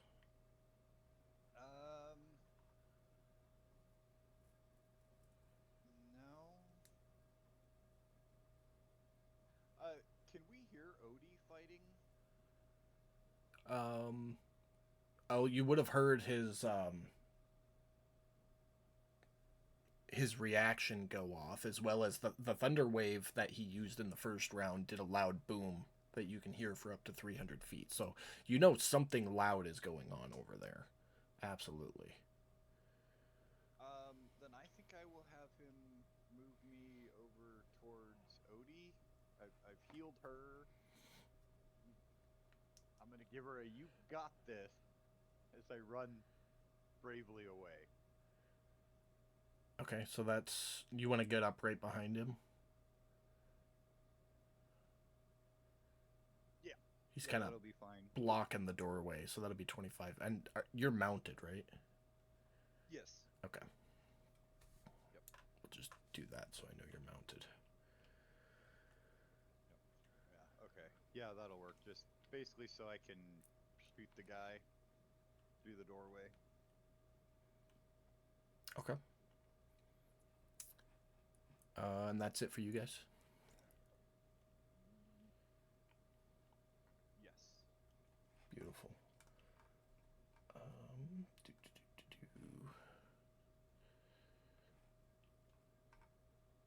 Oh shit, we missed it. I have to retcon a little bit. I'm sorry. Because I shut his token off. Good old Taddy. Mr. Dwarf. He would have stepped out here. You would have still been standing by the stairs when he took his shot.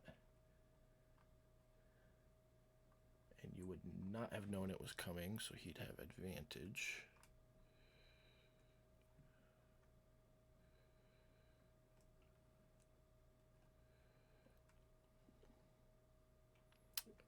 That is a crit. You are not going to like this. So there's the regular damage.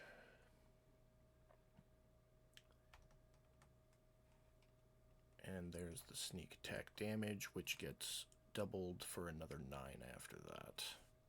If you wanted to retcon your move, absolutely go for it. And Mike's not even here.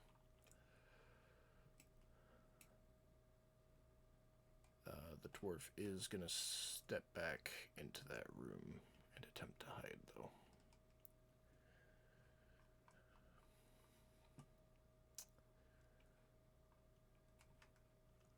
The human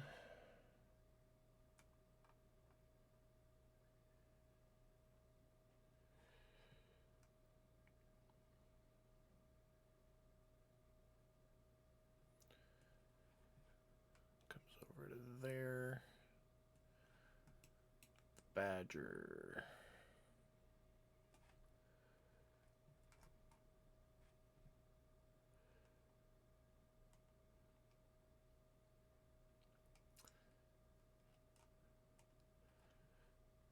gets right up to you, Odess. First thing he's gonna do is try and take a bite out of you.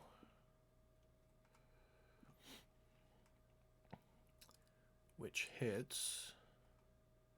And I need a con save from you, Odess.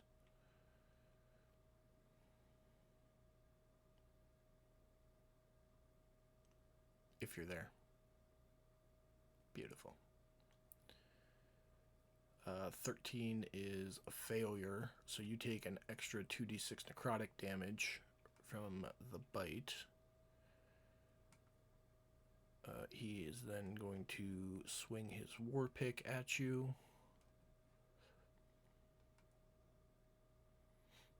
Hits. Another 9 points. And then you'll see him reach down to his belt, pull out a little hand crossbow, shoot it behind you at Sir Waddles as his bonus action, which hits. And before we go to your turn, Odess, Mike, I had to retcon a little bit because the token was shut off, so I forgot about the rogue's turn, who got a crit. It would have been before your turn. The other rogue is actually top initiative, so it was a crit. You wouldn't have been able to react because you had already used it this round with the sneak attack damage, which is why you're so low. And it popped out. I'll put it back up here. It popped out here to take a shot while you're on the steps, and then popped back in the room to disappear. So if you want to retcon your move, go for it, and also make a perception check as he makes his stealth check to hide. Okay.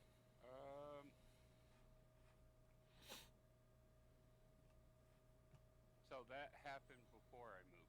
Yes. Okay. So,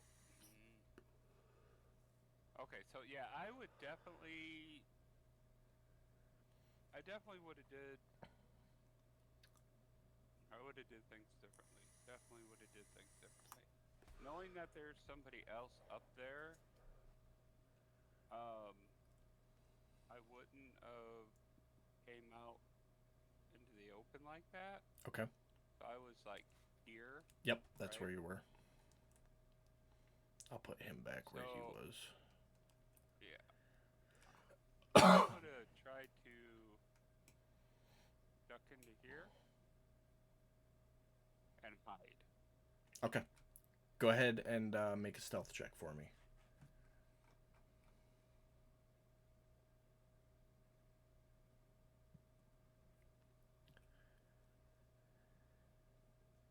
Beautiful. You are hidden. Still make a perception check for me as well, though.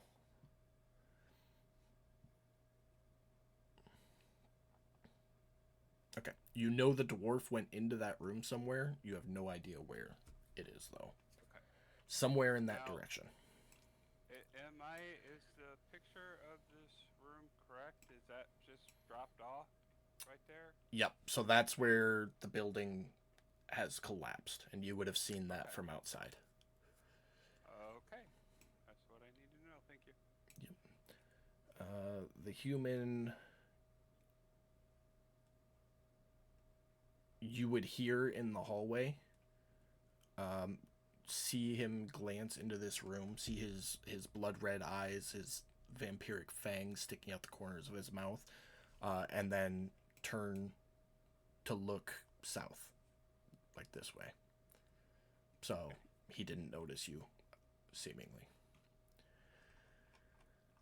And now we're back on track. Odess, you're up. Okay.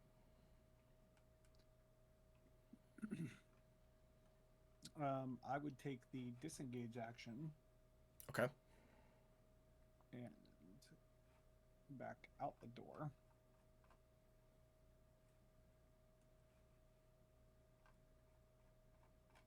Probably trying to get some kind of cover of some sort. Ish. And then I'm gonna hit myself with a level 3 cure wounds. Cure wounds is an action. You just used your action to disengage. That is right. I guess I will hit myself with a level 3 healing word, unless that's an action now. Nope, bonus Nope. action. Healing word, you're still good. Okay, so that's going to be 2d4, so an extra 4d4. You can upcast bonus action. Yes, you can do that if you want to upcast it. Yeah. Okay, 17 points. I think that's bonus action, movement action. That's really all I've got. Okay.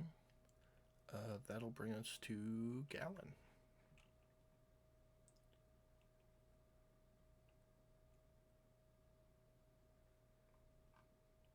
I guess I'm silenced. I'm gonna move slightly to the left. Try and get a clear shot over Sir Waddles. And I'm gonna hit for the half elf. Okay. We rested, right? So I Yeah. can get the dreadful strike back. Yeah. You would have been rested before you landed, so. Okay. I'm going to. Yeah.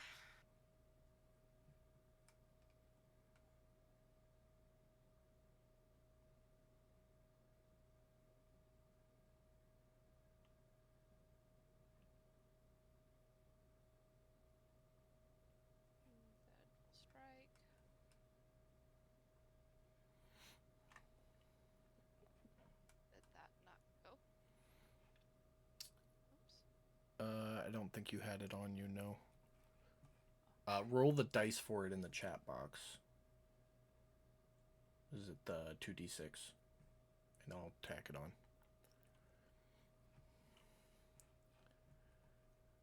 So an extra 9 points of damage there. Let's put it at... Okay. Good to go. And that misses. I guess that's my turn. Alright. That will bring us to Silt. Seeing Odess run, Silt is going to run that way.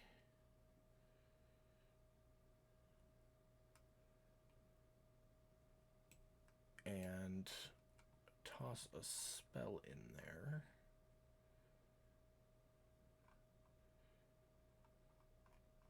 Which is... Okay, beautiful.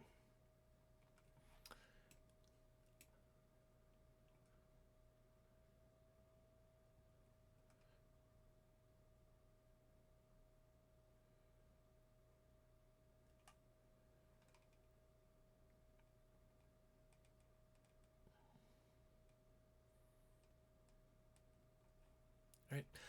So the three of you will witness as a 20-foot radius sphere of darkness appears, centered on the point in the back end of the room. You immediately start hearing strange whispers and slurping noises coming from this blackness. And the area is just dark. It's like being in a darkness bubble. That being said, a couple other things happen here.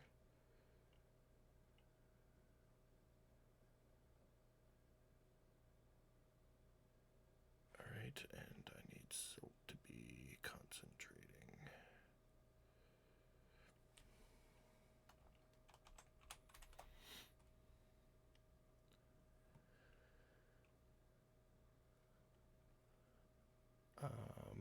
And that action.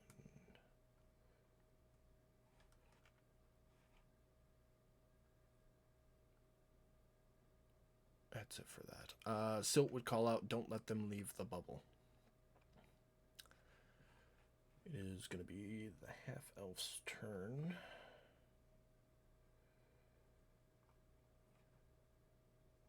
It's going to take a little bit of damage. Need a dex save, which it failed, so a little bit more damage. Oh, that should have been the end of the turn, but oh well. It is going to step up and with disadvantage make 2 strikes against Sir Waddles. First one hits.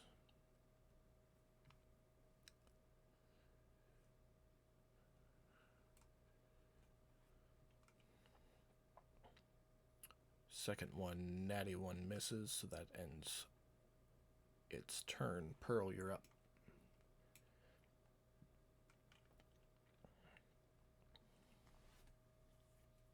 You're also muted.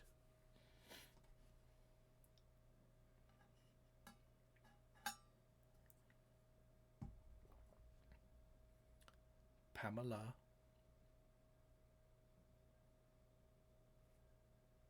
I'm muted. Okay, your turn. I'm muted. Okay, so same thing. I'm gonna use my enlarged pistol again. Alright. No. That shot's gonna miss.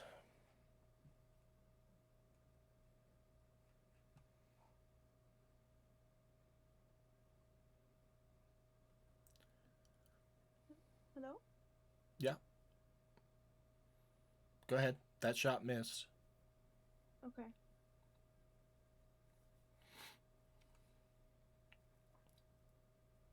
Let me try my second one.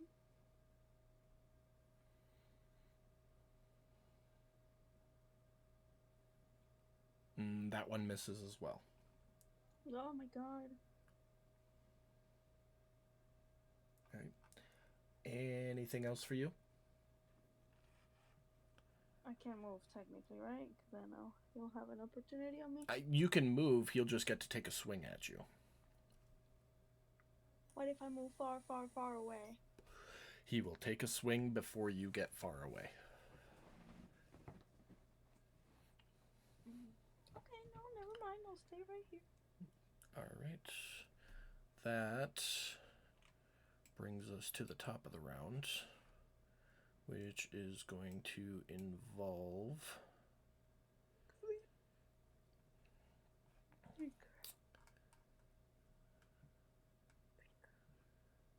wonderful dwarf taking a wonderful shot at a wonderfully unaware Silt and missing.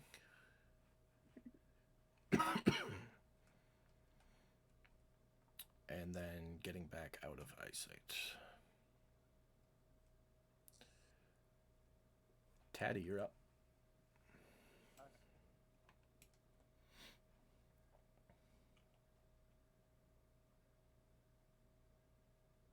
Daddy's going to try and down here. Get over here, I should say. Okay. And drop down. So you'd be able to go 30 on your base movement. So that'd put you 10 feet above the rubble, 15 feet above the ground floor. Okay, is it low enough for me to shift back through that door next to Odie? So If you would I be... use my bonus action, cunning action to... Give me 1 second, I'll tell you exactly where you are. I'll show you. Back on the original map, you are right there. Okay. But can I make it through there? That's what I'm asking. So it'll take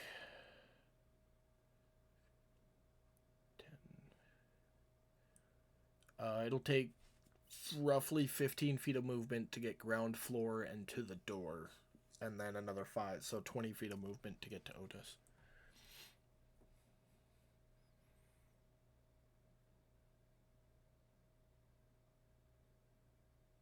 15 to get to the floor.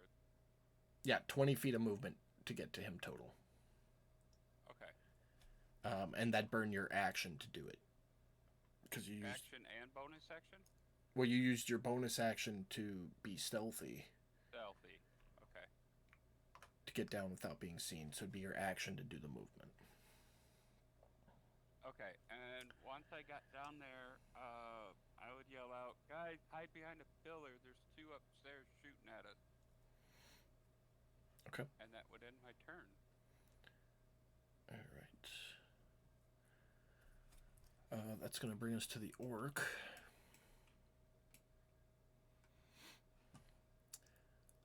Who is going to take his 2 attacks, and he's going to do it reckless.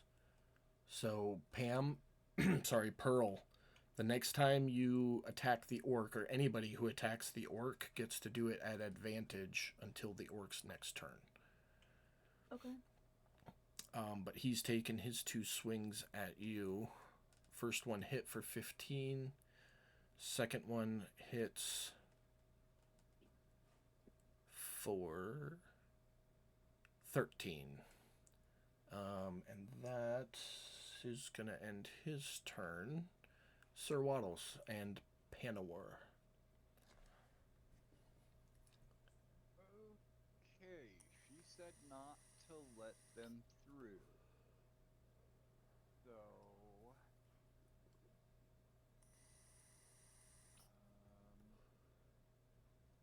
Sir Waddles is going to hit...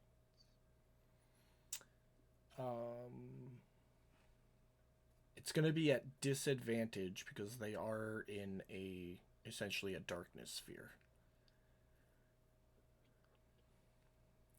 Why do I have advantage? Is it Prob- because he's blind and... Probably because he's blind. Yeah. Attack rolls against blinded creatures have advantage. So click disadvantage and it'll end up just being a regular roll. Like a flat roll.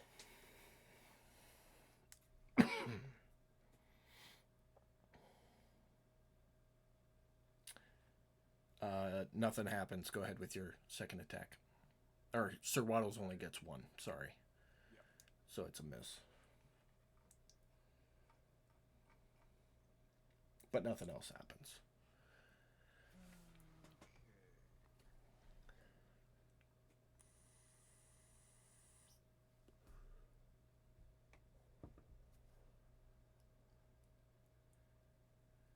Shit, it's Steven doing that on... Okay. Let me redo that with disadvantage.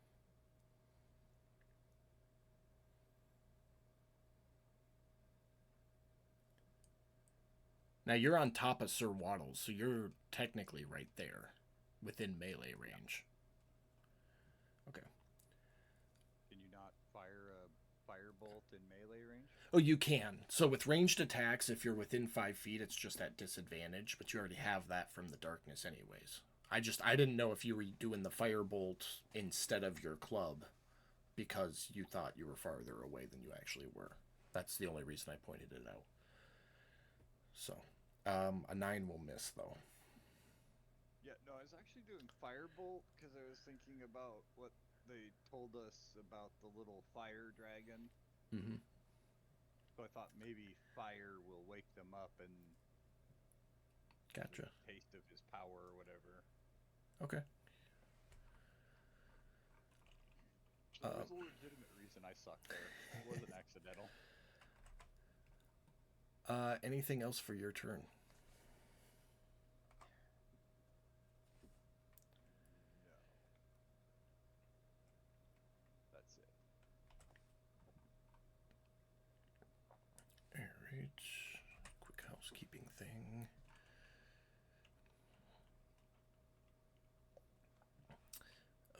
The human. 15.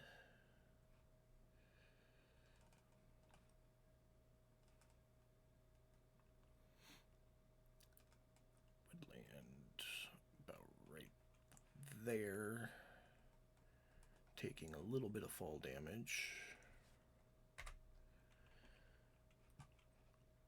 Quick look around. Odess, Halberd, hello. First one misses. Second one hits.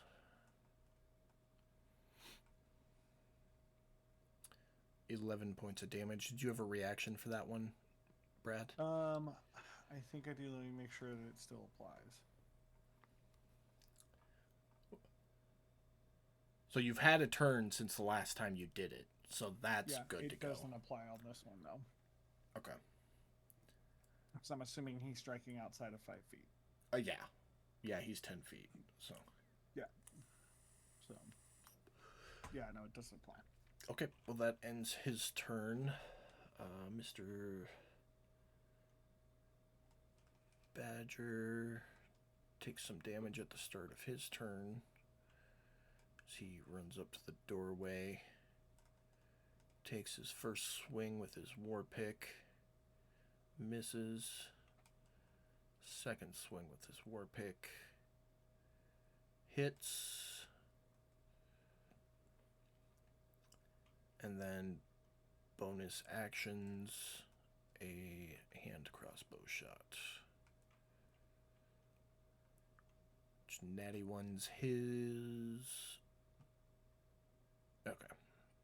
Yeah, his hand crossbow will be malfunctioned for at least a round. And then end of the round, he needs to make a dex save. Come on. Which he succeeds. So nothing happens there. Odess, you're up. All right. I will.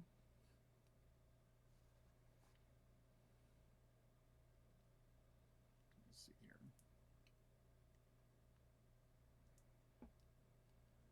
Probably dip into this room. Like right there. Okay. With all the rubble on the ground, it is rough terrain once you pass that doorway. Okay. So that was actually 20 feet of movement for you. Okay. Unless your boots have something about being able to pass through rough terrain. I don't think they do. I don't think they do either, but I'm not tripping on it too hard. And I'm gonna hit myself with a cure wounds. okay. Let's go with level 2.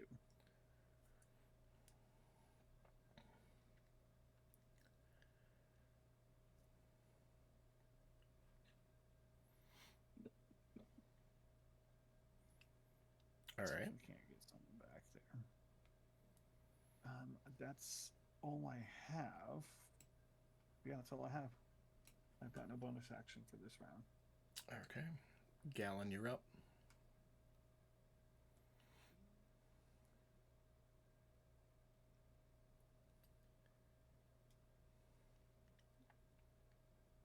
I'll go for the human this time.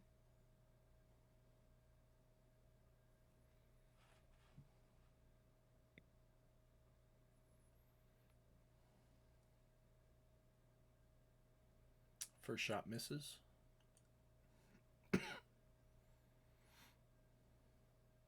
Second shot hits.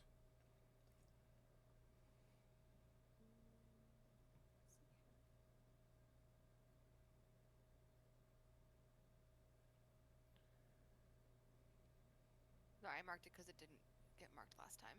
for Nope, that it's previous all round. good.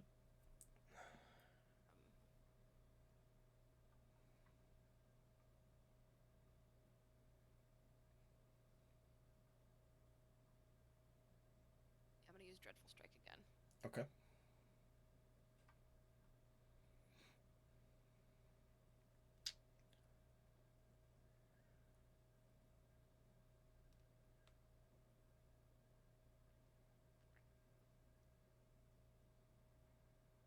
And that's my turn. All right. Silt up. Silt is going to move just a little bit here. Shoot 2 Eldritch Blasts at the human. First one misses. Second one hits. 7 points of force damage. That's it for them. Half elf is up. Takes a little bit of damage at the beginning of its turn. Alright, and then first strike for Sir Waddles. Hits, but doesn't crit. Second one hits again.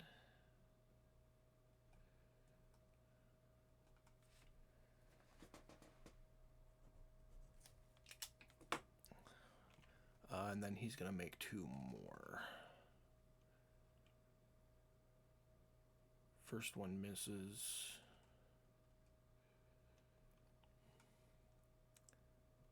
Second one hits.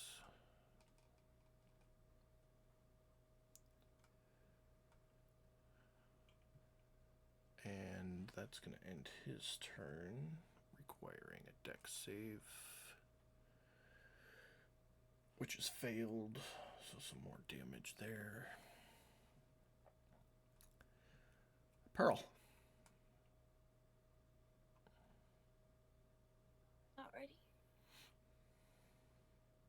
Let's try this again.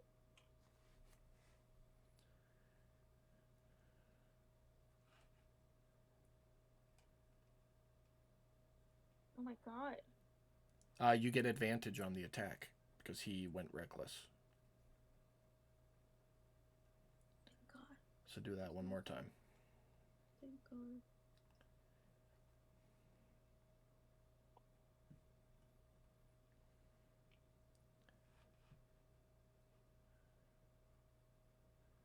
Alright. So you don't hit, but you don't critically fail. That was your first shot. Go ahead with the second one.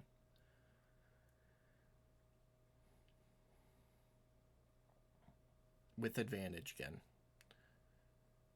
You hit no matter what, but roll one more time, see if you get a crit out of it. Okay. No crit. Okay, go ahead and roll damage.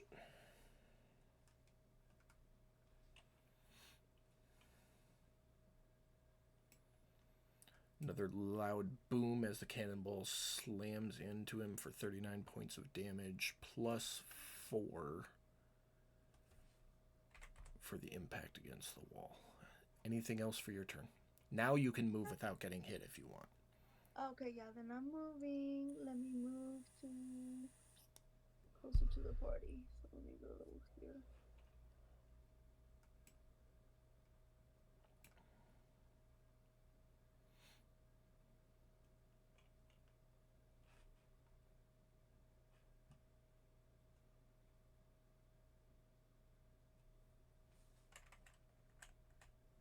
Why isn't it not moving? Oh, where are you trying to move to? Kind of closer, but not like getting without this. Like I want to be in the same area to be able to shoot him, so a little bit more down and just a bit to the left. where I have enough space to shoot him. So like there. Yeah, you got it. Okay. Thank you. That's it for your turn. Yep. All right. That'll put us back at the top.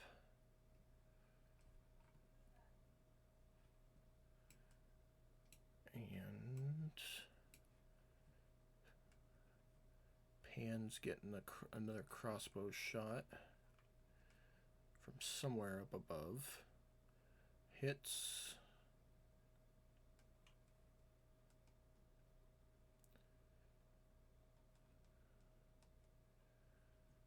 Sneak attack.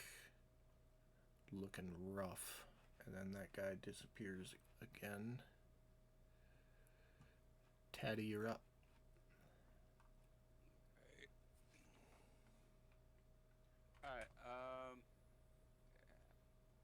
Alright, Hold on one second. Sorry. Standing there, staring at this human in front of you, you see the arrow shots from Gallon. Some of them heal over as the round transitions. Now go ahead.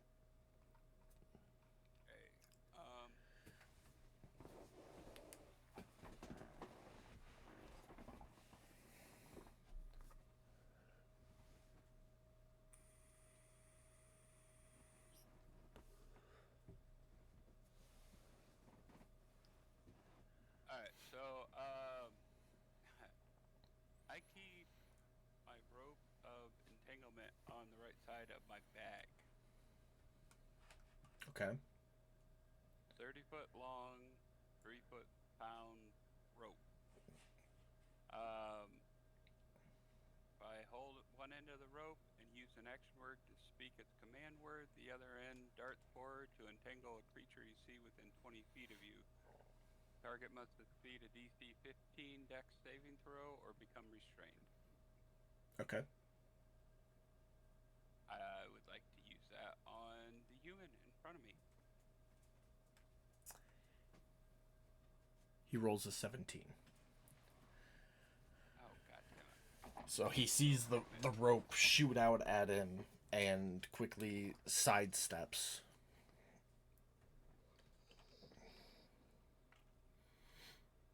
Okay. And that was your bonus action.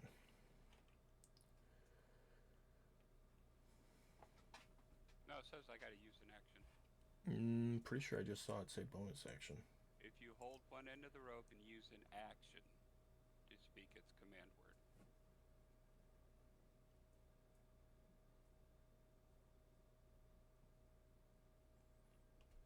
You can release the creature by using a bonus action to speak a second command word. Oh, okay. Yeah, I was just reading that second paragraph. So it's an action to entangle. It's a bonus action for subsequent commands. Got it. Yes. Okay. Okay. So I got his attention, apparently? Yeah, definitely. Okay. Come on, big boy. And I'll go this way and that way. I'll kind of do the shh. Put my finger up against my lips at Odie when I walk by. And then I'm going to try and hide right there.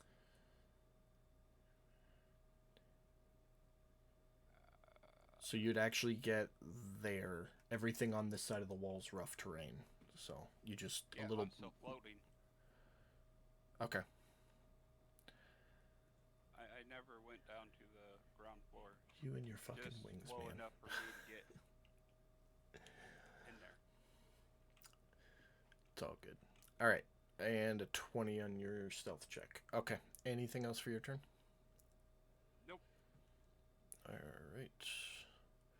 That brings us to Mr. Orc. He's gonna come barreling out, taking his 2 attacks at Pearl. First one misses.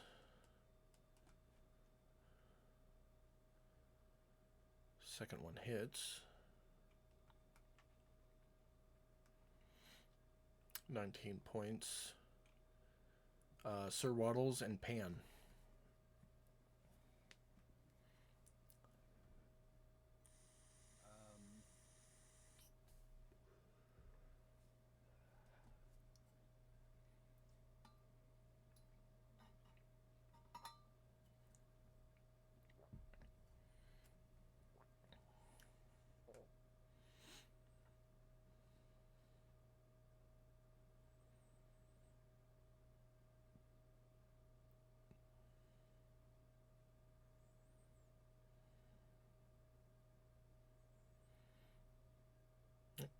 hits.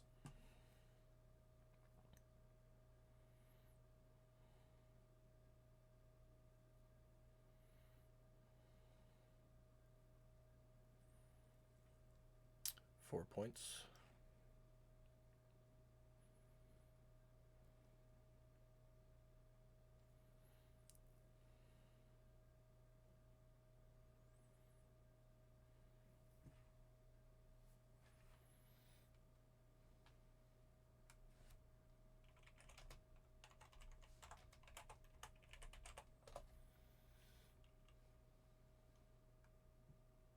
And I think that will be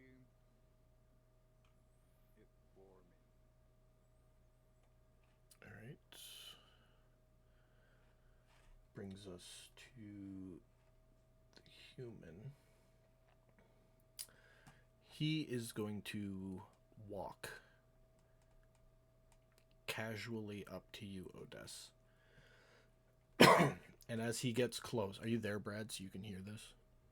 Yes, I am. As he walks up to you, his halberd will kind of be low by his thigh. But as he gets up to you, he goes, "You tremble so prettily. Tell me, is it fear or is it pleasure?" As his mouth widens up wider than a human's mouth should open, revealing all of his vampiric teeth, and he lunges to bite you. And he crits, which can't happen because of your armor. God damn you. Never should have given you that shit. 11 points of damage. That was a physical one, right? Yes. I will rebuke that. Go for it.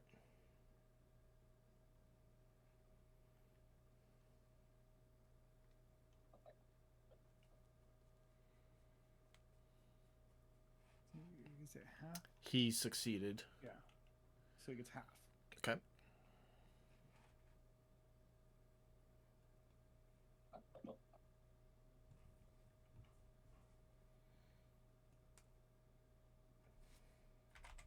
Well, what's going on here? Just, I'm doing something. Don't touch it. So above table... Well, I had to unlock his character sheet.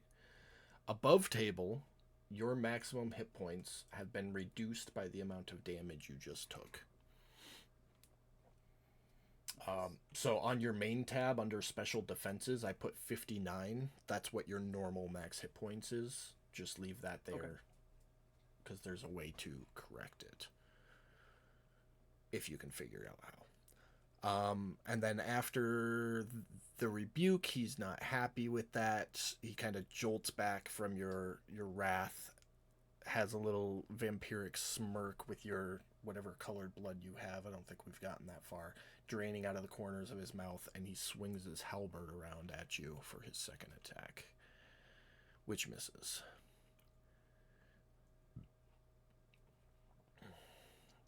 The big furry thing swings at Sir Waddles again after taking his start of round damage. Missing, and swings again. That one hits. 11 points of damage. End of the round, he makes a dex save,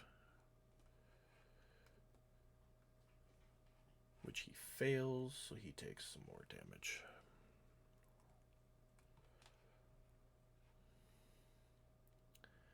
And Odess, you're up.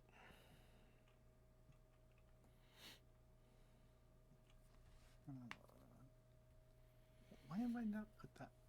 That was dumb of me. You are hidden, Taddy. Just make note of that.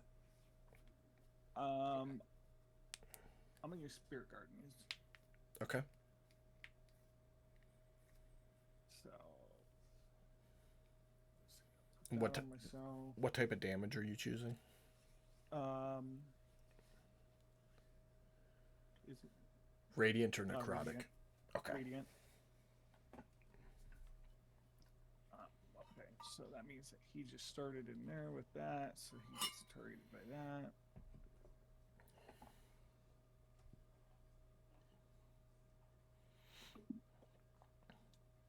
Success. Which I can't remember if that's half. I'm pretty sure it is. Yeah, creature takes half as much.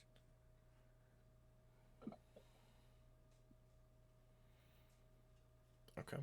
12 points there. And his speed is halved. And then we mark off that.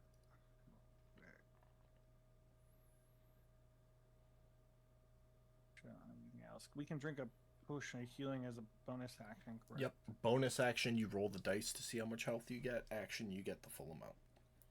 Okay, I'm gonna bonus action drink a potion of healing. Okay.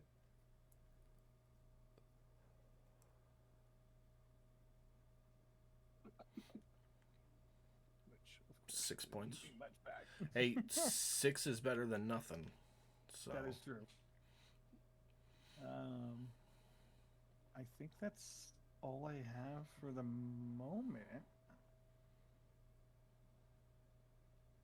okay. Yeah, that's all I got for the moment. Gallon, that'll bring us to you.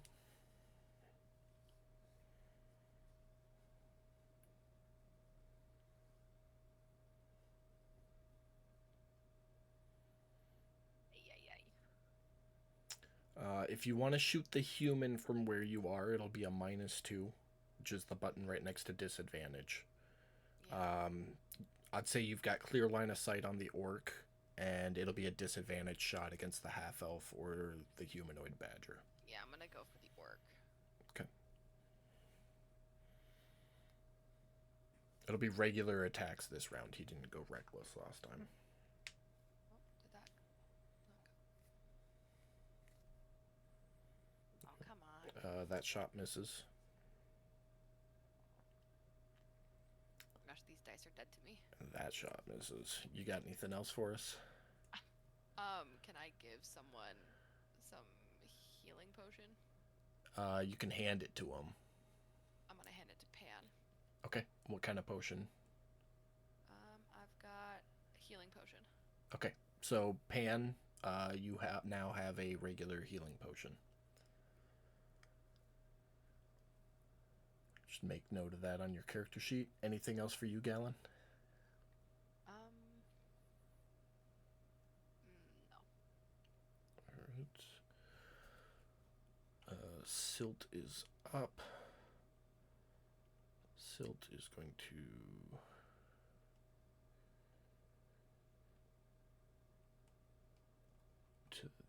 there within 10 feet. There we go.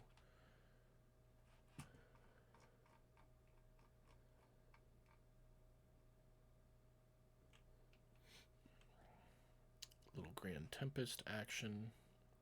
Oh, and I didn't target. I'm pretty sure 24 is going to hit, though. Sure diddly does.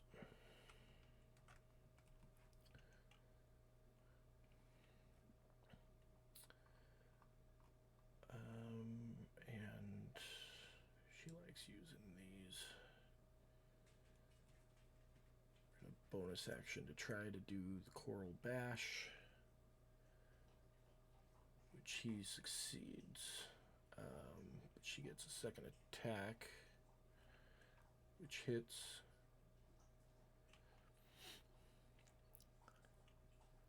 Five more points of damage. That brings us to the half-elf. Swing against Sir Waddles. Misses. Second swing. Misses as well. It needed some damage at the beginning of its turn. A dex save at the end of it, which it succeeded. Pearl, you're up. Last turn of the round. Okay, let's see if we have better luck this time.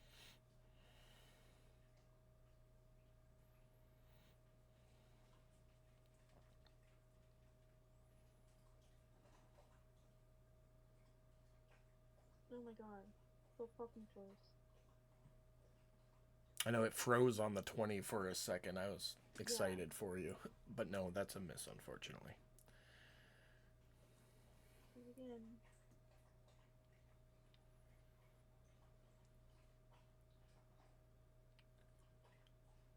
That's a hit. Oh, finally. Okay.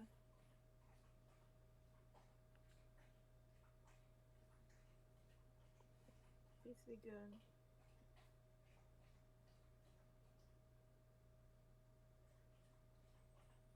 Okay. 22 resisted down to 11. And he gets thrown back 10 feet into the room. Okay. Anything else for you? Any movement or anything?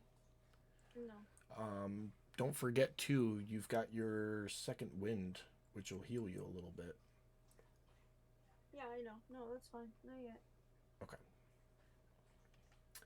All right. Well, with that, that puts us at the top of the round, during which, Taddy, you would notice that that human does not heal this time. Okay. It did Don't last forget round. to put your little hidden guy on the dash so you don't forget him next week. Yeah, I won't. I'm just going through all this top of the round shit. Pearl, Pearl, you see that the half orc, like a bunch of the bruises left from getting hit by a fucking cannonball, do heal. Some of them do. Okay. At the beginning of each round. So, that is where we left off. Thank you for bearing with me for the 2 extra minutes. Thank you, everybody, for coming to watch the stream this week. We love you, and we will see you back here next week. Bye.